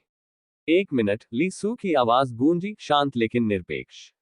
युनचे की काली पड़ चुकी आंखें घूम गईं, उसके चारों ओर की दुनिया में घूमती रहीं, देवताओं की आंखों से मिली और फिर वापस पीले चेहरे वाले डियान जियोजी से मिली।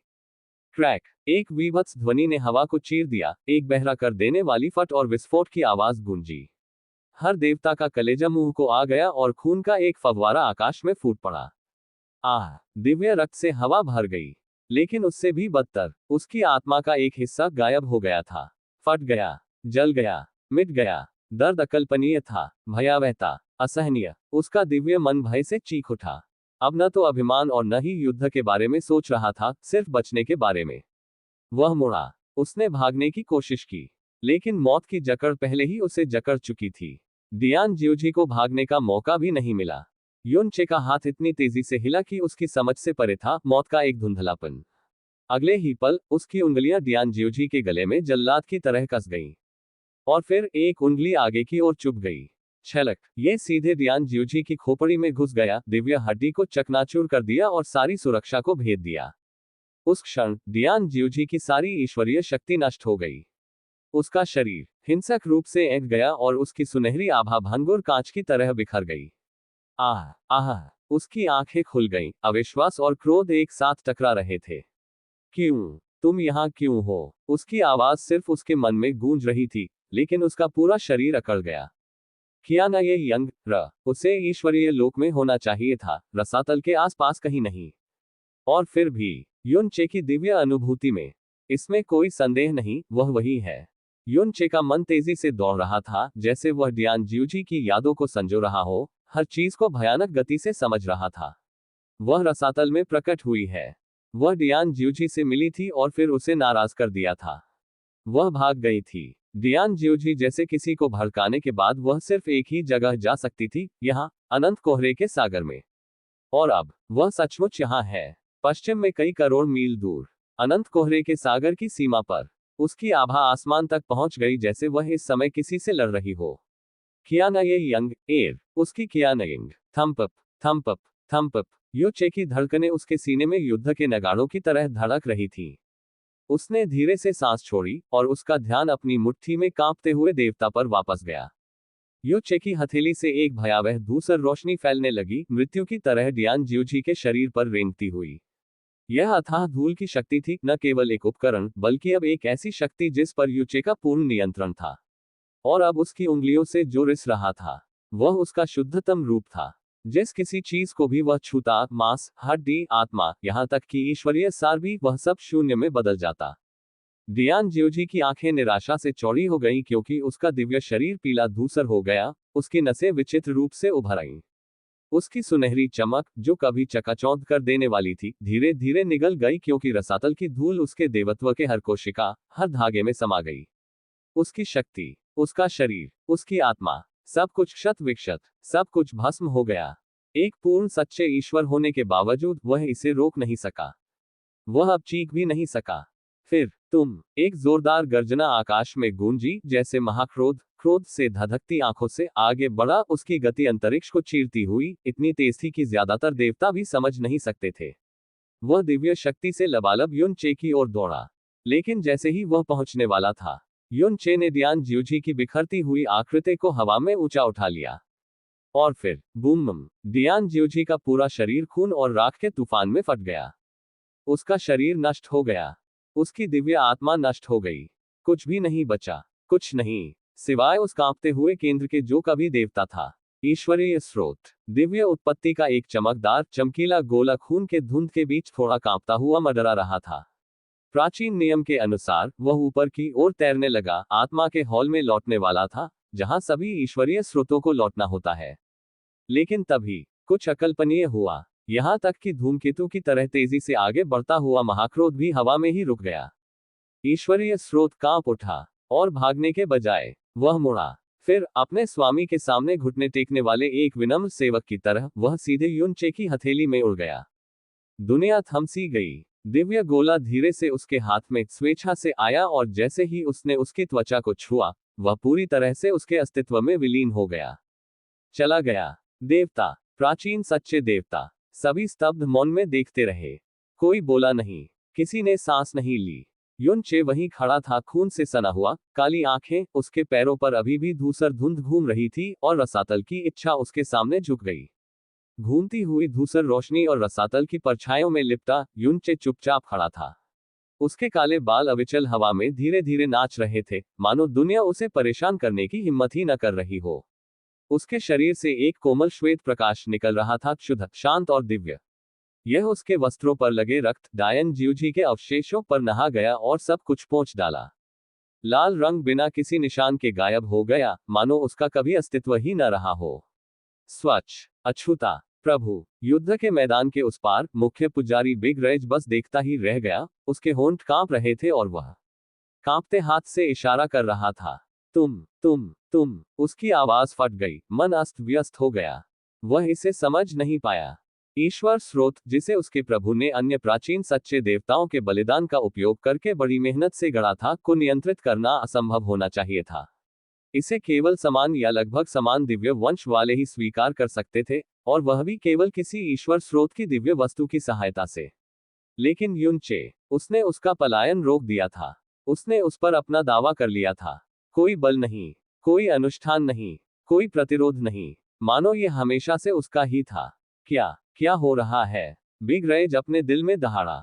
फिर इससे पहले कि वह या दूसरे पलक भी झपका पाते, युनचे की आकृति अचानक नजरों से ओझल हो गई। बिग रेज ने सहज ही अपनी रक्षा बढ़ा दी, एक सीधे हमले का सामना करने के लिए तैयार। लेकिन हमला कभी नहीं हुआ।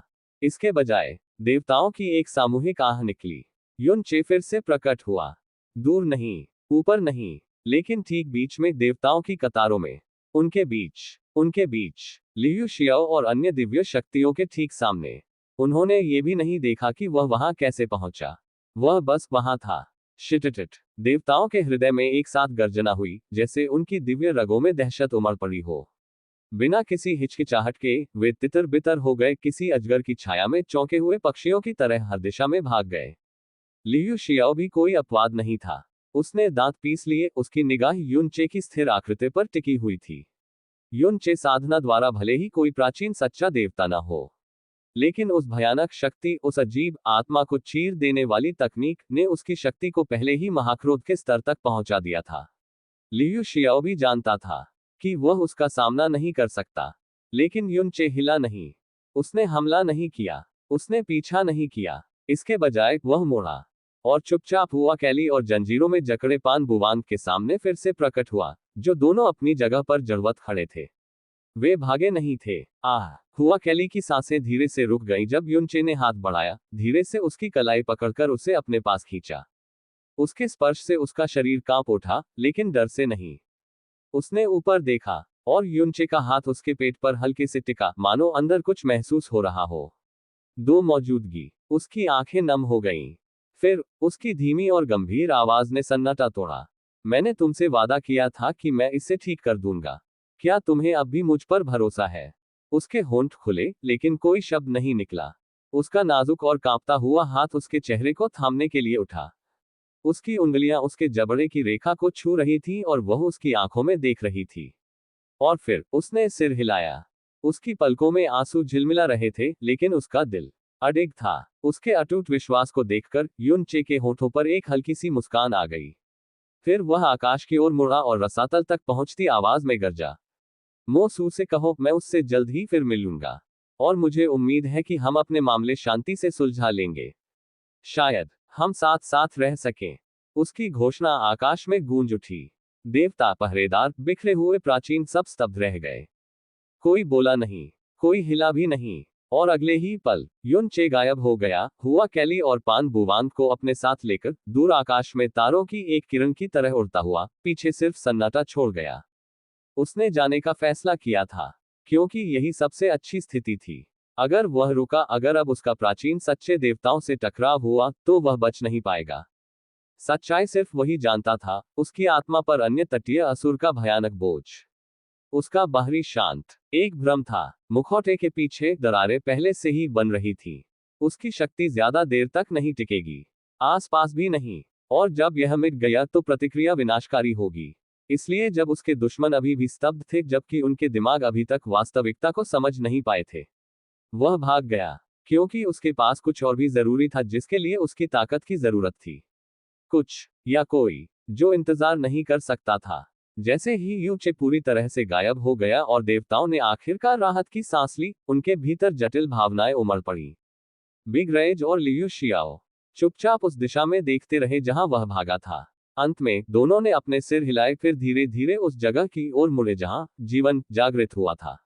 बूम, झनकार, बूम, बहरा कर देने वाले विस्फोटों की एक श्रृंखला और तलवारों के टकराने की तेज चीख आकाश में गूंज उठी, जिसने पहाड़ की चोटी पर बिजली की गड़गड़ाहट की तरह सन्नाटा तोड़ दिया। विस्फोट के बाद दो सुनहरी आकृतियां अलग अलग उड़ गईं, हवा में ऐसे तेजी से उड़ी जैसे कक्षा से टूटते हुए जुड़वा तारे। उनमें से एक महिला चांद से उतरी।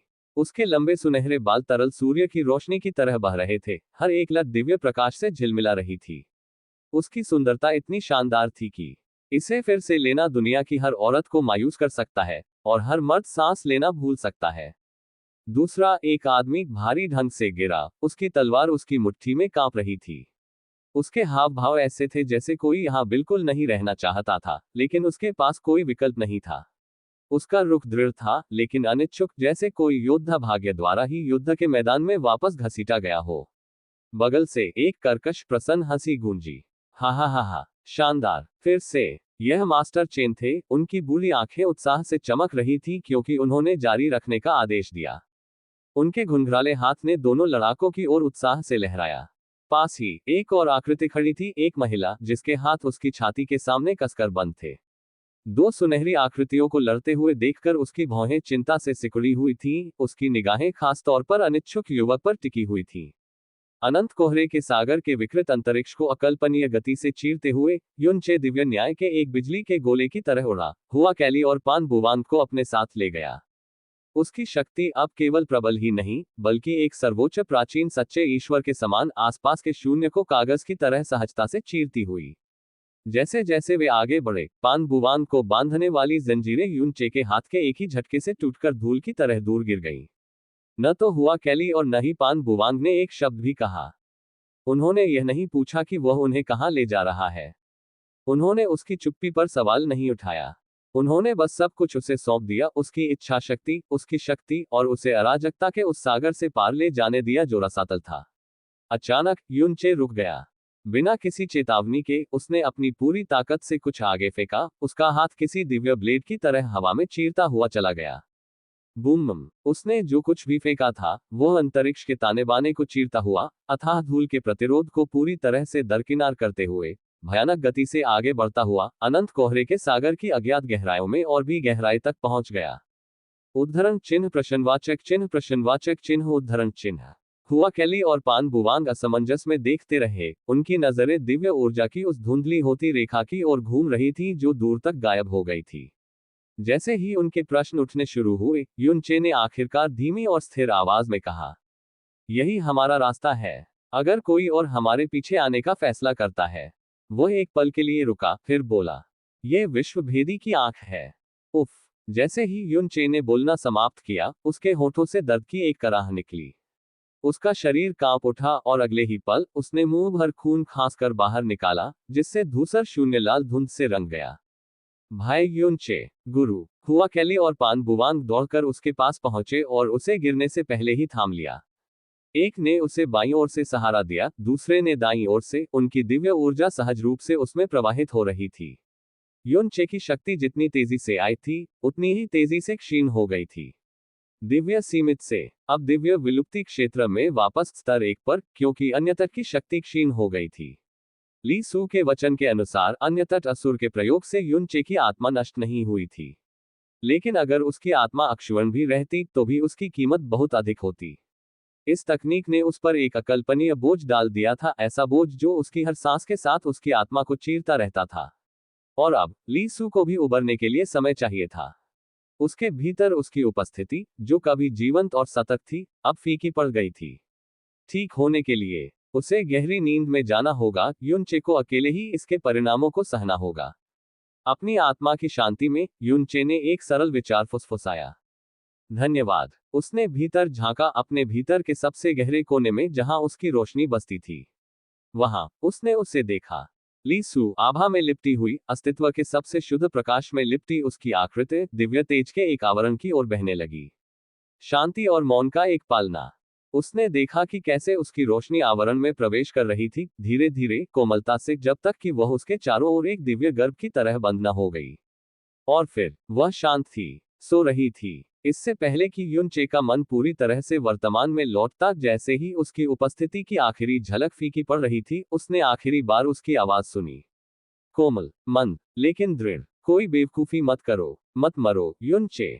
और उन शब्दों के साथ वह पूरी तरह से नींद में डूब गई। उसकी रोशनी आवरण में विलीन हो गई और उसकी आत्मा में सन्नाटा छा गया। लेकिन उसके अंतिम शब्द उसके भीतर गूंजते रहे, मानो उसके अस्तित्व की मज्जा में अंकित एक प्रतिज्ञा हो। उसकी आत्मा क्षत विक्षत और मन क्षीण हो चुका था। उसकी वर्तमान शक्ति किसी सर्वोच्च दिव्य सीमित साधक के बराबर भी नहीं थी। वह पूरी तरह थक चुका था। दोनों की ओर देखते हुए युन चे ने फिर कहा, मैं ठीक हूं। युन चे ने बुदबुदाया, उसकी आवाज तनावपूर्ण लेकिन स्थिर थी। लेकिन हमें चलते रहना होगा।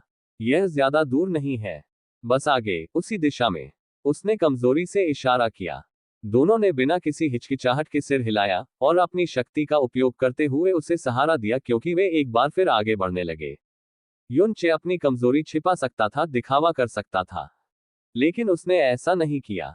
उन्हें इस कमजोर अवस्था में उसे देखने की अनुमति देकर, जब वह अब अपनी रक्षा नहीं कर सकता था, उसके साथ रहने की अनुमति देकर, युन चे ने एक मौन घोषणा कर दी थी कि अगर वे चाहें तो वे उसे यहीं और अभी मार सकते हैं।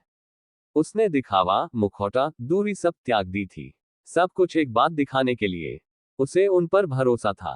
पूरी तरह से, बिना किसी शर्त के। हुआ कैली का सीना तन गया और उसके दिल में गर्माहट भर गई, और पान बुवांग के चेहरे पर एक हल्की सी मुस्कान आ गई। उन्होंने कुछ नहीं कहा, लेकिन संदेश पहुंच गया था। उन्हें अब भी समझ नहीं आया था कि युन चे उन्हें इतनी जल्दी यहाँ क्यों लाया था। इस जगह तक पहुंचने के लिए उसने अपना सब कुछ दांव पर क्यों लगा दिया था। लेकिन वे इतना जरूर जानते थे, आगे जो भी हो, वह उसके लिए मायने रखता था। और अब उसने उन्हें वहां ले जाने का जिम्मा सौंपा था। शायद गुरु और शिष्य के रूप में उनका बंधन हमेशा से उनके एहसास से कहीं ज्यादा सच्चा रहा था। और इस तरह धूसर और खामोश दुनिया से होते हुए दो देवता युन चे को आगे ले गए, अंतहीन कोहरे के सागर के बाहरी क्षेत्र की ओर। क्लैंग, शिंग, बूम, दो दिव्य आकृतियों के रूप में सुनहरी रोशनी फूट पड़ी। बार बार टकराते रहे, उनके प्रहार शून्य में तरंगे उत्पन्न कर रहे थे। अंतिम प्रहार के बाद वे एक बार फिर अलग हो गए। सुनहरी आभाएं विपरीत दिशाओं में चमक रही थीं। अपने प्रतिद्वंद्वी के सामने खड़े होकर डियान जियांग ने एक मौन आह भरी, जब उसकी नजर उसके सामने खड़ी महिला पर पड़ी। कियाना ये यंग एर। अभी कुछ समय पहले वह केवल सर्वोच्च दिव्य गुरु क्षेत्र के दायरे में थी, लेकिन अब उस दुर्भाग्यपूर्ण दिन उसके भाई द्वारा ले जाए जाने के बाद मुश्किल से 1 महीना ही बीता था, और वह पहले ही दिव्य विलुप्ति क्षेत्र में प्रवेश कर चुकी थी।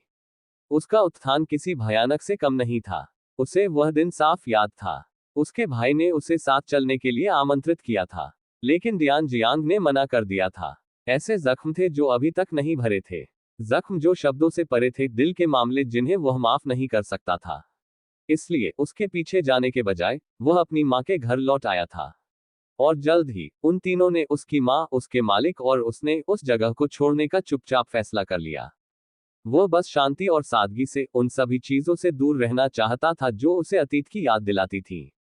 उसके बाद के हफ्तों में वह दूर दूर तक घूमता रहा, कभी कभी आध्यात्मिक जड़ी बूटियों और दुर्लभ जानवरों की तलाश में, ताकि उनका शांत जीवन चलता रहे।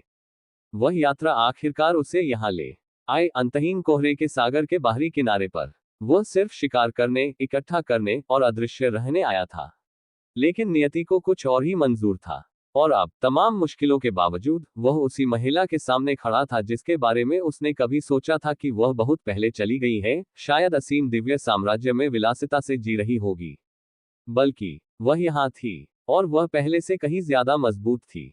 बेशक डियान जियांग यहाँ मौजूद बाकी सभी लोगों की तरह को भी पता नहीं था कि डियान ज्यूजी और कियाने यंग एर के बीच असल में क्या हुआ था। जो कुछ भी हुआ था वह स्पष्ट रूप से डियान ज्यूजी के गौरव का घोर अपमान था, और इसलिए स्वाभाविक रूप से उसने इस बात को सभी से छिपाए रखा था। हालांकि डियान जियांग को उसकी उपस्थिति से नहीं बल्कि उसकी ताकत से आश्चर्य हुआ था। उसका युद्ध कौशल लगभग उसके बराबर था।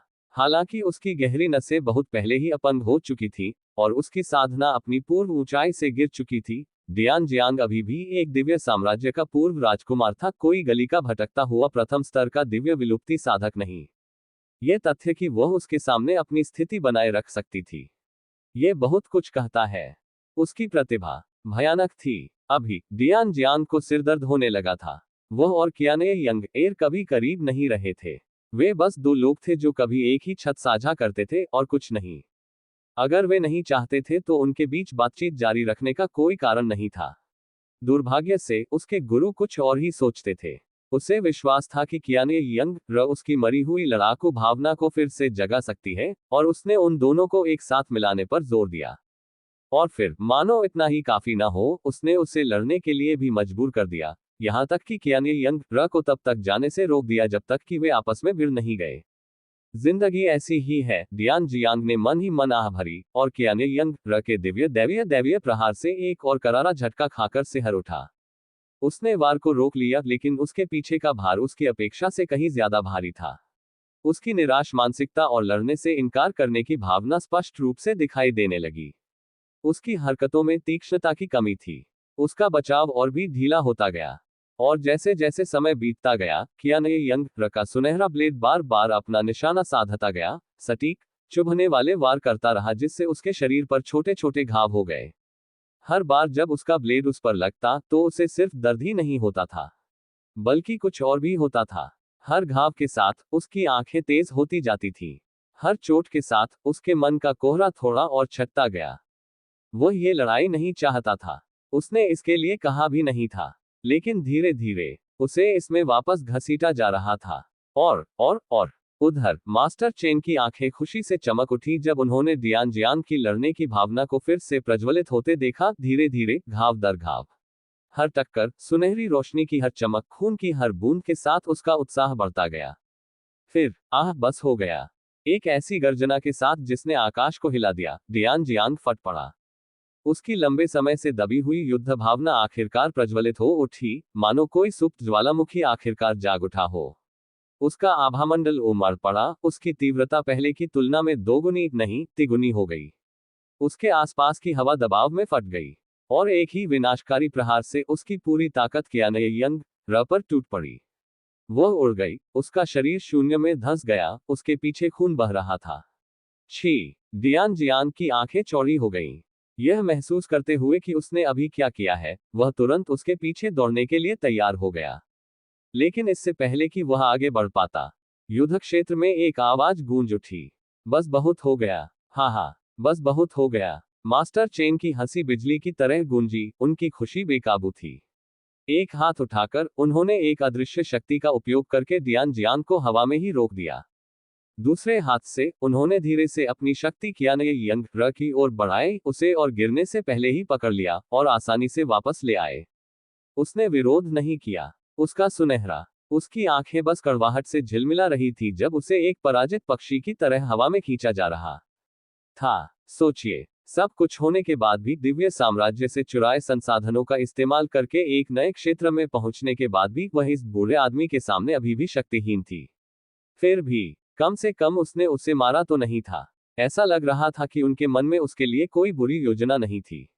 उनका बस एक ही अनुरोध था कि वह अगले कुछ सालों तक डियान जियांग के साथ युद्ध करे, ताकि उसका आत्मविश्वास, उसकी युद्ध भावना, या जो भी टूटे हुए अवशेष वे वापस पाना चाहते थे, उन्हें वापस पा सके। उसके सहयोग के बदले में उन्होंने उसे दुनिया की घटनाओं से अवगत रखने और सब कुछ खत्म हो जाने के बाद उसे जाने देने का वादा किया। उन्होंने उस दौरान उसे रहने के लिए एक जगह भी दी, सादा, शांत और द्वेष से अछूता। यह कोई बुरा प्रस्ताव नहीं था। डियान जियांग ने न तो वासना के कोई लक्षण दिखाए, न ही उस बूढ़े आदमी ने। उनके इरादे कम से कम ऊपरी तौर पर सच्चे लग रहे थे। लेकिन कियाने यंग र के लिए यह अच्छी बात नहीं थी, क्योंकि उसके लिए समय निकलता जा रहा था। उसे युनचे को ढूंढना था, और अब यह अप्रत्याशित चक्कर उसके टखने में एक जंजीर बन गया था, जिससे उसकी जो थोड़ी बहुत उम्मीद बची थी वह भी टल गई थी। लेकिन जैसे ही उसे मास्टर चेन की ओर खींचा जा रहा था, अचानक एक धीमी आवाज गूंजी।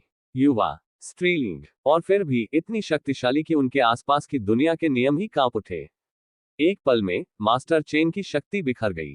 कियाना ये यंग र का शरीर स्थिर हो गया, अपनी मर्जी से नहीं। उसका दिल रुक गया, उसकी सांसें थम गईं, उसकी दुनिया मानो जम सी गई। यहां तक कि डियान जियांग और उसकी मां भी उसी समय स्तब्ध रह गए। उनके शरीर एक ऐसी दिव्य शक्ति से जकड़े हुए थे जो समझ से परे थी।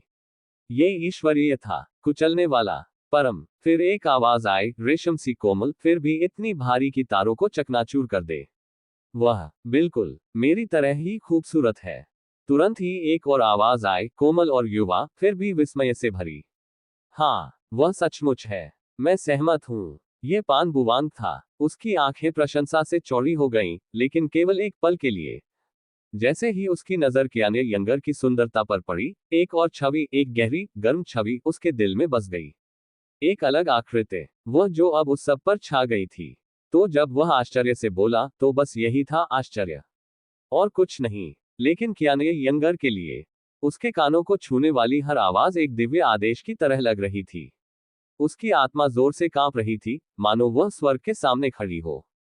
हालांकि उसके प्रति कोई शत्रुता नहीं थी, लेकिन उनके शब्दों में निहित दिव्य शक्ति ही उसकी कमजोर दिव्य विलुप्ति आत्मा को लगभग चकनाचूर करने के लिए पर्याप्त थी।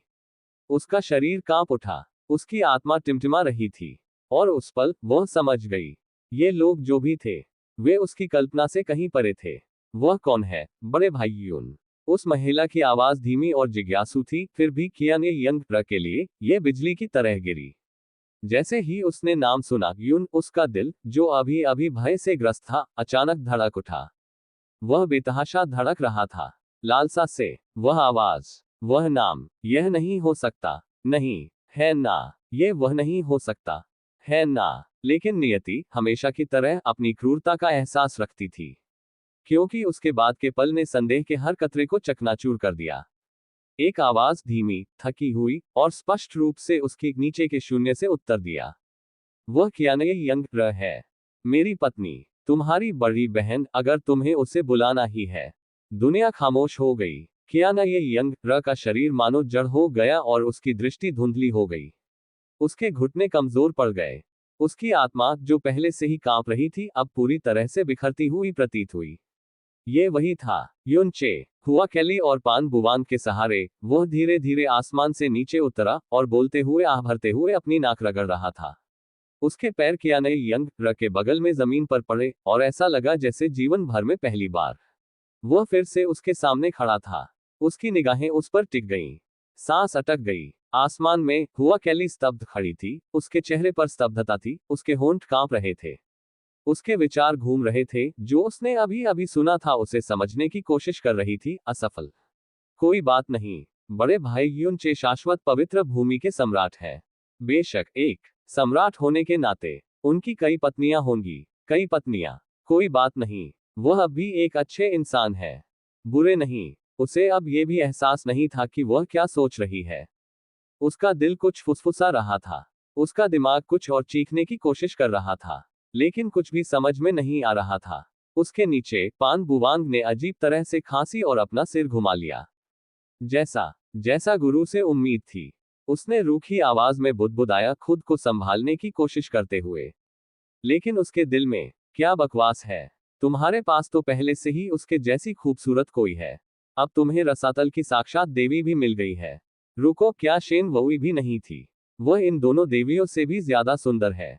ये कमीना, यह विचार बिन बुलाए आया, फिर भी यह उसके दिमाग में मजबूती से बैठ गया। और फिर ईश्वरीय दबाव गायब हो गया। हवा साफ हो गई, लेकिन कोई हिला नहीं, कोई बोला नहीं, क्योंकि वे सभी अभी भी हिल रहे थे, भावनात्मक, मानसिक, आध्यात्मिक रूप से ये समझने की कोशिश कर रहे थे कि अभी क्या हुआ था। यू चे, उसका नाम लेते हुए उसकी आवाज कांप रही थी, उसके होंठ कांप रहे थे, उसकी सुनहरी आंखें उस चेहरे पर टिकी थी जिसे उसने दिन रात तरसती रही। चेहरा, आदमी, वह हर चीज का दिल जिसका वह रसातल में पीछा करती रही थी, जिसने उसकी आत्मा को भय, लालसा और प्रेम से भर दिया था, बिना आराम के, बिना रुके। वह आदमी जिसने उसके पूरे दिल को थाम रखा था। अब वह उसकी गर्माहट महसूस कर सकती थी, असली और निर्विवाद, जब युनचे धीरे से आगे बढ़ा और उसकी ओर बढ़ा।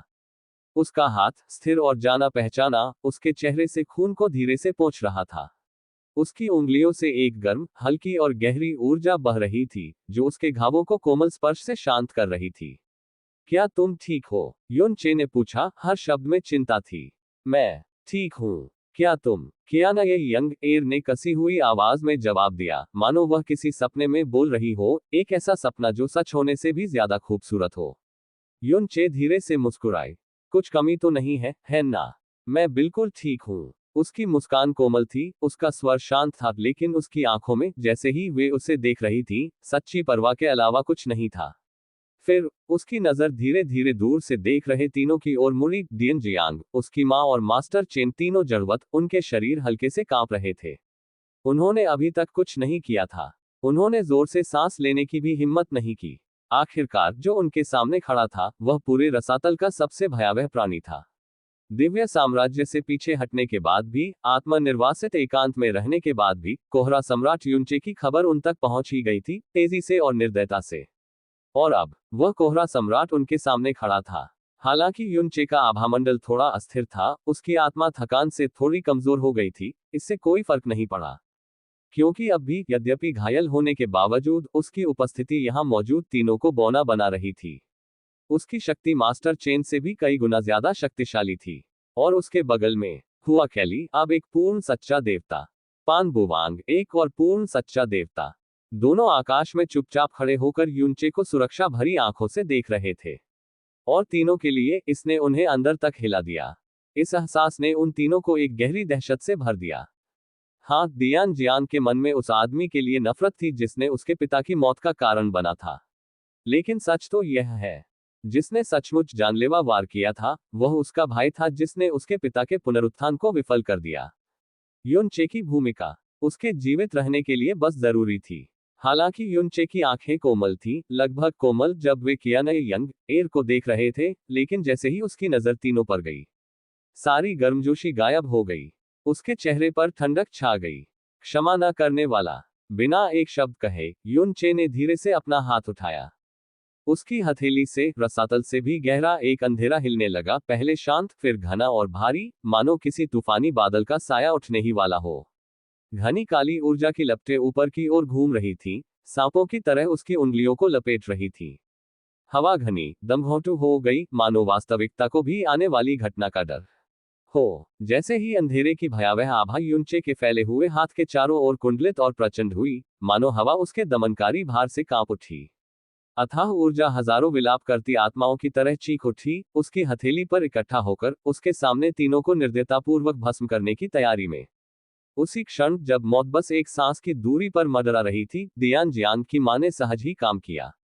एक तेज, खूनी झटके के साथ, उसने अपनी जीभ को जोर से काट लिया। जलन भरे दर्द ने उसके मन से भय के कोहरे को साफ कर दिया।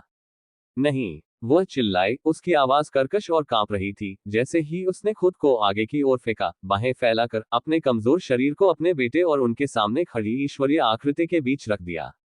उसके अंग कांप रहे थे, फिर भी उसका रुख दृढ़ था। वह उसे बचा लेगी, भले ही इसका मतलब मौत ही क्यों न हो। उसी क्षण, मास्टर चेन आगे बढ़ा, उसकी गर्दन और माथे की नसें उभर आईं, क्योंकि उसने अपनी साधना को चरम सीमा तक बढ़ाया। दिव्य सीमित क्षेत्र की शक्ति का एक तूफान उससे एक हताश ज्वाला की तरह फूट पड़ा, जिसने उन तीनों के चारों ओर एक सुरक्षा कवच बना दिया। उसकी ऊर्जा उमड़ पड़ी, उनके पैरों तले जमीन हिल गई, लेकिन यह बेकार था। युनचे की शक्ति के सामने, यद्यपि कमजोर भी, ऐसी शक्ति किसी टूटते हुए तारे के सामने टिमटिमाती मोमबत्ती की तरह थी। युनचे की अथाह शक्ति के दमघोंटू दबाव में वह कवच झुक गया, टूट गया और कराह उठा। उनका प्रतिरोध उतना ही निरर्थक था जितना कि भाग्य का विरोध करना। एफ फॉग सम्राट, हमने तुम्हें नाराज करने के लिए कुछ नहीं किया। मास्टर चेन गरजे, उनकी आवाज निराशा और अवज्ञा से भरी हुई थी, आंखें भय और हृदय विदारक भाव से चौड़ी हो गई थी। ये कैसा अभिशप्त भाग्य था। अपने इतने वर्षों में उन्होंने क्षति और अपमान सहा था, एक के बाद एक त्रासदी ने उन पर लगातार तूफानों की तरह आक्रमण किया था। और अब इस सब के अंत में उसका सबसे अभिमानी शिष्य भी, यहां तक कि जिन्हें वह परिवार कहता था, राख में मिल जाने वाले थे। उसे मृत्यु का भय नहीं था, लेकिन उसने कौन सा पाप किया था? इस जीवन में उसने कौन सा अक्षम्य अपराध किया था कि उसे ऐसा अंत मिला? उसने इसे स्वीकार करने से इनकार कर दिया। वह इसे स्वीकार नहीं कर सका। अपने हृदय में अडिग संकल्प के साथ मास्टर चेन ने अपनी मुट्ठियां भींच ली। उसका शरीर कांप रहा था जब वह अपनी पूर्व बहू और डियान जियांग के सामने सुरक्षा की मुद्रा में खड़ा था। उसकी आंखें, जो कभी शांत और बुद्धिमान थीं, अब क्रोध और हताशा से लाल हो गई थीं। एक ही पल में उसने अपने रक्तसार को बलपूर्वक प्रज्वलित कर दिया और उसके भीतर से शक्ति का एक भयानक उभार फूट पड़ा। उसकी साधना आत्मघाती संकल्प की ज्वाला में आसमान छू रही थी। आह! एक बहरा कर देने वाली शॉकवेव ने आसमान को चीर दिया। बूम! जमीन टूटे हुए कांच की तरह टूट गई। क्रैक! एक और धमाका हुआ, फिर बूम! कियाना ये यंग र की आंखों में कोई युद्ध नहीं था, बस एक पल का सन्नाटा। युन चे की अथाह आभा ने उसे पूरी तरह से ढक लिया था, सारी आवाज और संवेदनाओं का दम घोंट दिया था। एक हल्की हवा उसके गाल से टकराए और फिर सन्नाटा छा गया। जब उसकी दृष्टि साफ हुई तो वह हौंफने लगी। वहीं उसी जगह जहां से उसने हमला किया था, मास्टर चेन अब खून से लथपथ धरती पर फैला पड़ा था। उसके वस्त्र चिथड़े हो गए थे, उसका शरीर टूट गया था, उसकी आभा बुझते अंगारे की तरह टिमटिमा रही थी। हर रोम से खून रिस रहा था, फिर भी उसका चेहरा युन चे की ओर इशारा कर रहा था, आंखें चौड़ी, स्थिर। युन चे के बारे में क्या? उसने एक कदम भी नहीं उठाया था। मास्टर! चिल्लाते हुए डियान जियांग की आवाज फट गई, उसके चेहरे का सारा रंग उड़ गया, अविश्वास और घबराहट उसके चेहरे पर छा गई। पिता! येक्सिन की चीख हवा में गूंज उठी और वह लड़खड़ाते हुए आगे बढ़ी, उसकी आंखें आंसुओं से भर गईं। फिर भी, अपने दुख में भी, उसका शरीर अपनी जगह पर जड़वत बना रहा। उसने कांपते हुए हाथ को आगे बढ़ाया, खुद को डियान जियांग और उन पर मंडरा रहे भाग्य के बीच रखते हुए, अपनी बची हुई एकमात्र शक्ति से अपने बेटे को बचा रही थी। उस क्षण डियान जियांग का मन शून्य हो गया। उसके आसपास की दुनिया धुंधली हो गई और उसके विचार मानो थम से गए। क्या? अविश्वास से उसके होंठ खुल गए, उसकी आंखें चौड़ी और कांप रही थीं। वह शब्द पिता उसके दिमाग में बार बार गूंज रहा था। यह उसकी मां से आया था। मास्टर चेन के लिए उसके पैर हिलने से इनकार कर रहे थे। युन चे की मनराती परछाई का अब कोई मतलब नहीं था। वह खतरे को, मौत को भूल चुका था। वह बस स्तब्ध होकर देखता रह गया, उसका दिल भ्रम और बढ़ते भय से धड़क रहा था। लेकिन युन चे को इसकी परवाह नहीं थी। उनके दुख से उसकी अभिव्यक्ति अछूती रही। उसका हाथ धीरे धीरे उठा, उसकी हथेली में काली लपटें उठ रही थीं, अनंत अंधकार की ज्वाला, क्रोध और प्रतिशोध से गढ़ी गई एक जल्लाद की तलवार। उसके लिए दया की कोई आवश्यकता नहीं थी। इन लोगों ने उसकी स्त्री को चोट पहुंचाई थी। बस इसी बात ने उनकी नियति तय कर दी थी। न्याय का क्षण आ पहुंचा था। लेकिन तभी एक कोमल, नाजुक हाथ ने धीरे से उसकी कलाई को ढंक लिया। प्रश्नवाचक चिन्ह, प्रश्नवाचक चिन्ह। युन चे की गति रुक गई। उसकी निगाहें भ्रमित होकर मुड़ी और कियाने यंग एर की सुनहरी आंखों से मिली। उसकी उंगलियां उसे जकड़े हुए कांप रही थीं, डर से नहीं, बल्कि मौन विनती में। युन चे के लिए ये लोग अजनबी थे, उनके जीने और मरने का कोई मतलब नहीं था। केवल एक ही जिसे उसने पहचाना। वह था वही युवक जिसकी रक्षा की जा रही थी। असीम दिव्य साम्राज्य का राजकुमार। दुश्मन! युन चे ने उनके 2 दिव्य शासकों का पहले ही वध कर दिया था। कूटनीति के लिए कोई जगह नहीं बची थी। कोई पुल बनाने की जरूरत नहीं थी। दया एक भूल होगी जिसकी उसे बाद में भारी कीमत चुकानी पड़ सकती थी। जड़ों के फिर से उगने और बदला लेने का इंतजार करने से बेहतर था कि उन्हें अभी जला दिया जाए। और फिर भी कियाना ये यंग र का हाथ दृढ़ रहा। उसने उसके चेहरे की ओर देखा और कुछ ऐसा देखा जिसकी उसे उम्मीद नहीं थी। डर नहीं, कमजोरी नहीं, बल्कि दुख। और कुछ धुंधला सा, कुछ मानवीय। उसकी आवाज आई, धीमी लेकिन साफ, तूफान से पहले हवा की आखिरी फुसफुसाहट जैसी। बस उन्हें जाने दो। प्रश्नवाचक चिन्ह, प्रश्नवाचक चिन्ह। युन चे के लिए ये पल अजीब था, अपरिचित। ये पहली बार था, सचमुच पहली बार उसने कभी निर्दयी ब्रह्मा देवी को दया की याचना करते सुना था। वही स्त्री जो कभी सबसे ऊपर थी, जिसकी क्रूरता की कोई सीमा नहीं थी, अब अजनबियों की जान मांग रही थी। उसने आंखें सिकोड़ ली, समझ नहीं आ रहा था कि ये दया थी या कुछ और, लेकिन कियाना यंग एयर ने उसकी झिझक भांप ली, मानो उसे ठीक ठीक पता था कि वह क्या सोच रहा है। बिना कुछ कहे उसका हाथ हिल गया। उसकी हथेली में एक नर्म सुनहरी चमक छा गई और एक छोटा सा स्मृति क्रिस्टल बन गया, जो जमी हुई रोशनी की बूंद की तरह झिलमिला रहा था। उसने धीरे से उसे उसके हाथ में रख दिया। युन चे ने भौहें चढ़ाईं, लेकिन विरोध नहीं किया। पलक झपकते ही यादें उसके मन में उमड़ पड़ी, उसकी यादें। उसने सब कुछ देख लिया। उद्धरण चिन्ह डॉट डॉट डॉट उद्धरण चिन्ह, उद्धरण चिन्ह डॉट डॉट उद्धरण चिन्ह। उसका हाव भाव समझ में नहीं आ रहा था। फिर धीरे से, लेकिन कियाना ये यंग एयर ने धीरे से अपना सिर हिलाया। उसके सुनहरे बाल शांत हवा में हल्के से लहरा रहे थे, उसकी आंखें स्थिर थीं। युन चे ने अपने दिल में एक धीमी आह भरी। वह सचमुच कोमल हो गई थी। नहीं, कोमल नहीं, इंसान, पहले से कहीं ज्यादा। कैसी उलझी हुई किस्मत। उसने धीरे से अपना हाथ नीचे किया। अनंत अंधकार की घूमती हुई लौ धुएं के गुबार में विलीन हो गई, बिना किसी निशान के गायब हो गई। माँ और बेटे की जोड़ी के लिए हर धड़कन अनंत काल तक फैली हुई थी। युन चे का हाथ धीरे धीरे नीचे आते ही उनके शरीर कांप उठे और अंधकार गायब हो गया। वे अभी भी जीवित थे। यह उनकी उम्मीद से कहीं ज्यादा था।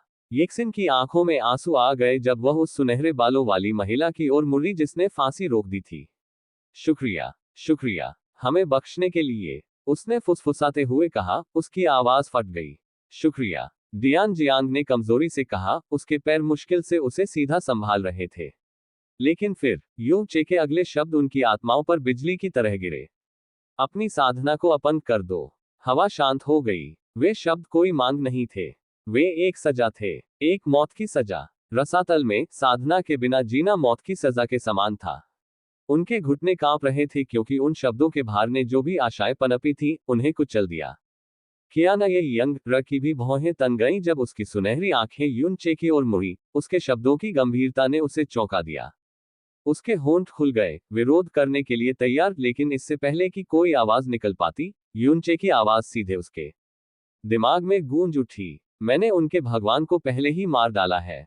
उस आदमी के बड़े भाई को। मुझे आगे क्या होगा इसका डर नहीं है, लेकिन मुझे पता है कि वे पलटवार करने की कोशिश करेंगे, मुझ पर या तुम्हारे खिलाफ। और अगर वे ऐसा करते हैं तो मैं बिना किसी हिचकिचाहट के उन्हें खत्म कर दूंगा। लेकिन अभी के लिए, मैं उनकी जान बख्श दूंगा सिर्फ तभी जब वे उन्हें रखने के लायक साबित हों।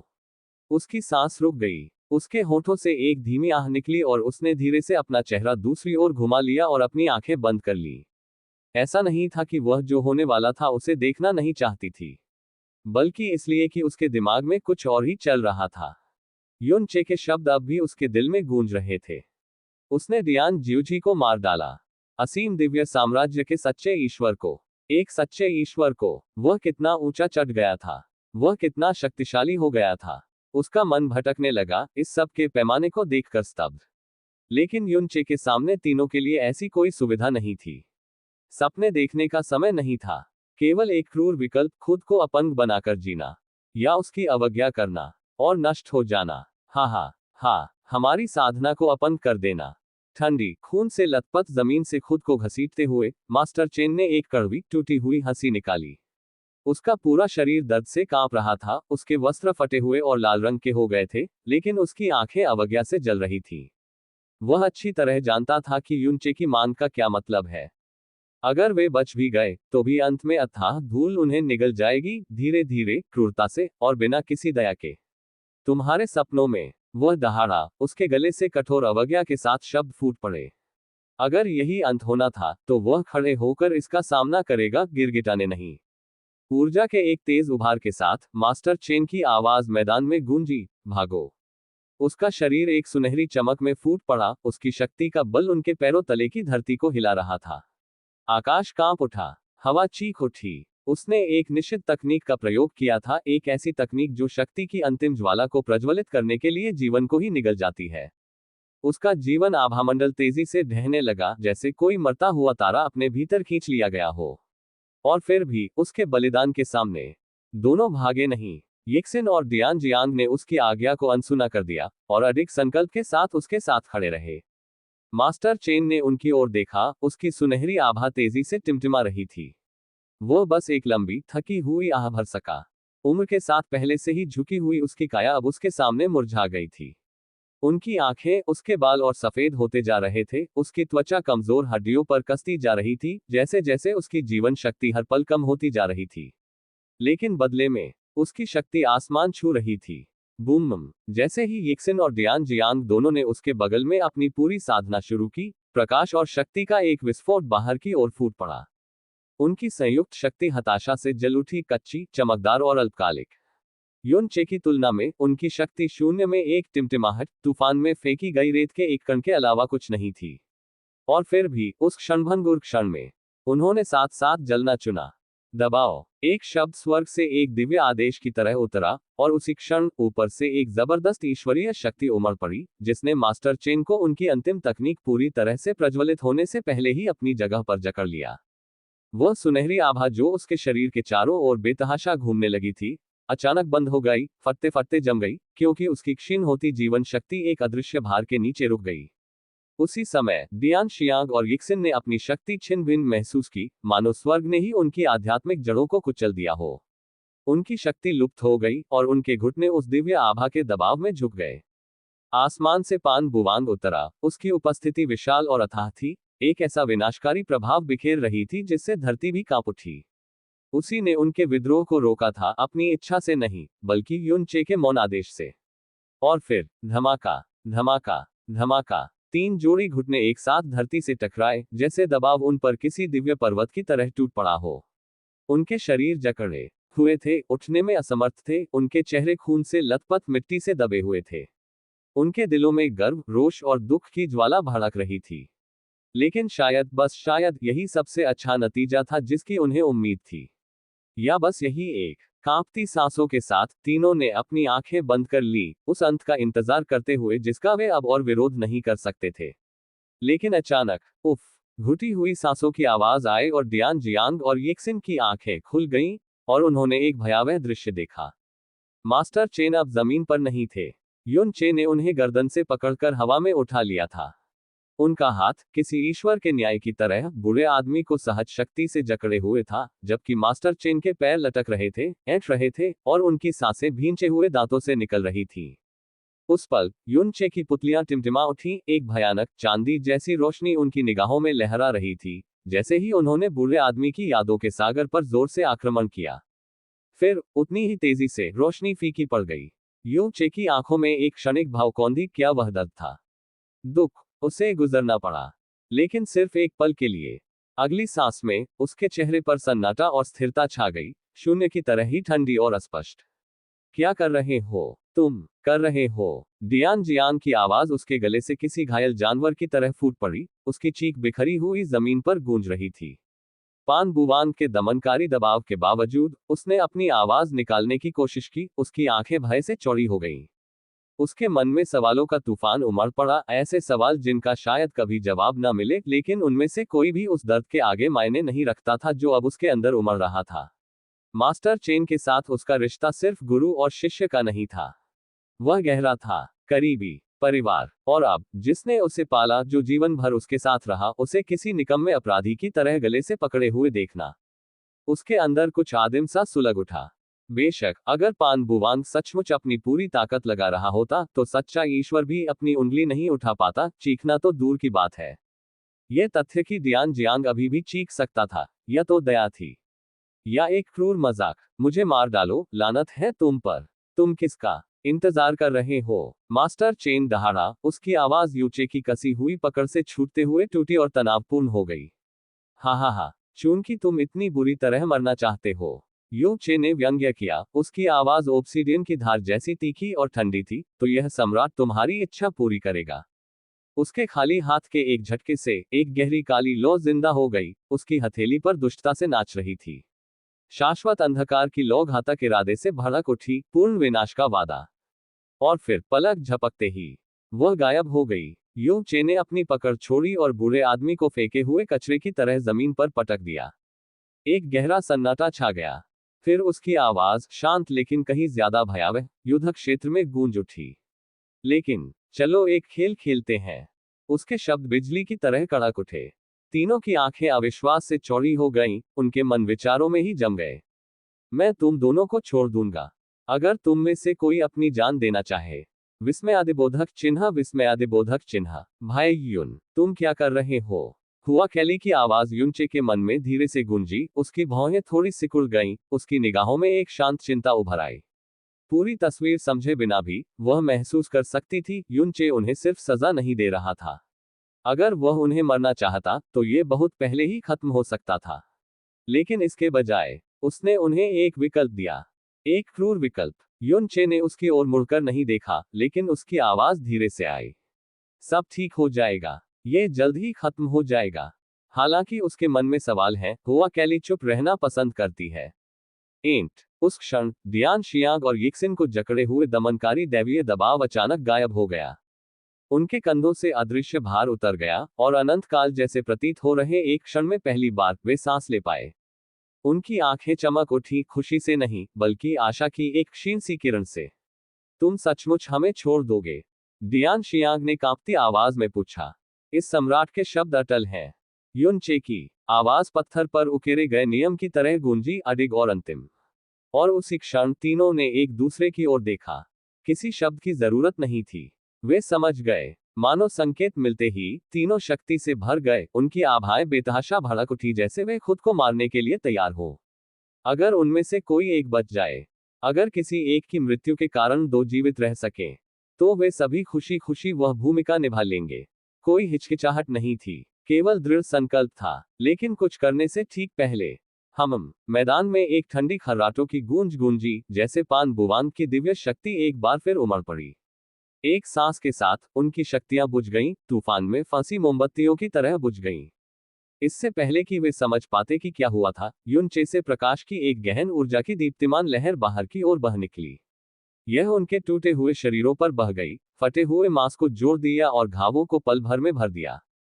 उनकी शक्ति वापस लौटने लगी, पूरी तरह से नहीं, लेकिन सांस लेने, खड़े होने, जीने के लिए पर्याप्त। अभी भी स्तब्ध, उन्होंने ऊपर देखा तो देखा कि युनचे उनकी ओर बढ़ रहा है। उसने अपना हाथ उठाया और धीरे से उसे डियान जियांग की पीठ पर दबाया। प्रकाश की एक लहर एक बार फिर फूट पड़ी, पहले से कहीं ज्यादा चमकदार और परिष्कृत, सीधे युवक के शरीर में उतरी और उसकी क्षतिग्रस्त गहरी नस में अपना रास्ता बना लिया। डियान जियांग का शरीर कांप उठा, फिर स्थिर हो गया। और इससे पहले कि वे कुछ प्रतिक्रिया कर पाते, युनचे आसमान में उड़ गया। क्यानयिंग एयर उसकी बाहों में थी, उसके सुनहरे बाल हवा में लहरा रहे थे जैसे ही वे युद्ध क्षेत्र के ऊपर चढ़े। उसकी आवाज आखिरी बार गूंजी, कोमल और दूर से, फिर भी भूलना असंभव। शुक्रिया, मेरी क्यानयिंग की रक्षा के लिए। इसे मेरा इनाम समझो। और बस ऐसे ही वह स्वर्ग में विलीन हो गया, पीछे छोड़ गया सिर्फ सन्नाटा, और तीन स्तब्ध आकृतियां उसे घूर रही थी। युनचे, क्यानयिंग एयर और देवताओं के आकाश में विलीन होने के कुछ समय बाद युद्ध क्षेत्र अंततः एक स्थिर, बेचैन शांति में डूब गया। तीनों कुछ देर तक निश्चल रहे, मानो उन्हें यकीन न हो कि दुर्स्वप्न सचमुच खत्म हो गया है या नहीं। लेकिन धीरे धीरे, सावधानी से, वे हिलने लगे।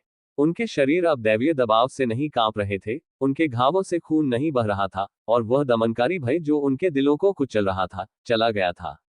उन्होंने खुद को और फिर एक दूसरे को ये समझने की कोशिश में कि युनचे ने आखिर क्या किया था। लेकिन सभी की नजरें तुरंत डियान जियांग पर टिक गईं। उसे कोहरे सम्राट ने सीधे छुआ था, उसे उसकी शक्ति प्राप्त हो गई थी, और बस इसी बात ने हवा में एक नए तरह का तनाव भर दिया। मास्टर चेन पहले आगे बढ़े, कांपते हाथ से उसकी ओर बढ़े, उनकी आध्यात्मिक अनुभूति डियान जियांग के शरीर में प्रवाहित हो रही थी, उसकी अभिव्यक्ति सतर्क, अनिश्चित, और फिर भी समझने के लिए बेताब थी। और फिर, हा हा हा हा हा हा हा हा हा, बूढ़े आदमी के सीने से मानो कोई बांध टूट गया हो, हंसी फूट पड़ी। वो तब तक हंसता रहा जब तक उसकी आंखों में आंसू नहीं आ गए। उसके कंधे खुशी से कांपने लगे और वह घुटनों के बल गिर पड़ा, कमजोरी से नहीं, बल्कि असीम राहत से। खुशी, अविश्वास, आशा, ये सब एक साथ उमड़ पड़ा जब मास्टर चेन ऊपर आसमान की ओर मुड़े और खुशी से दहाड़े। स्वर्ग आज मुझ पर मेहरबान है, वह चिल्लाया। उसकी आवाज भारी थी लेकिन कृतज्ञता से भरी हुई थी, जैसे ही उसकी आंखों के सामने असंभव सच हो गया।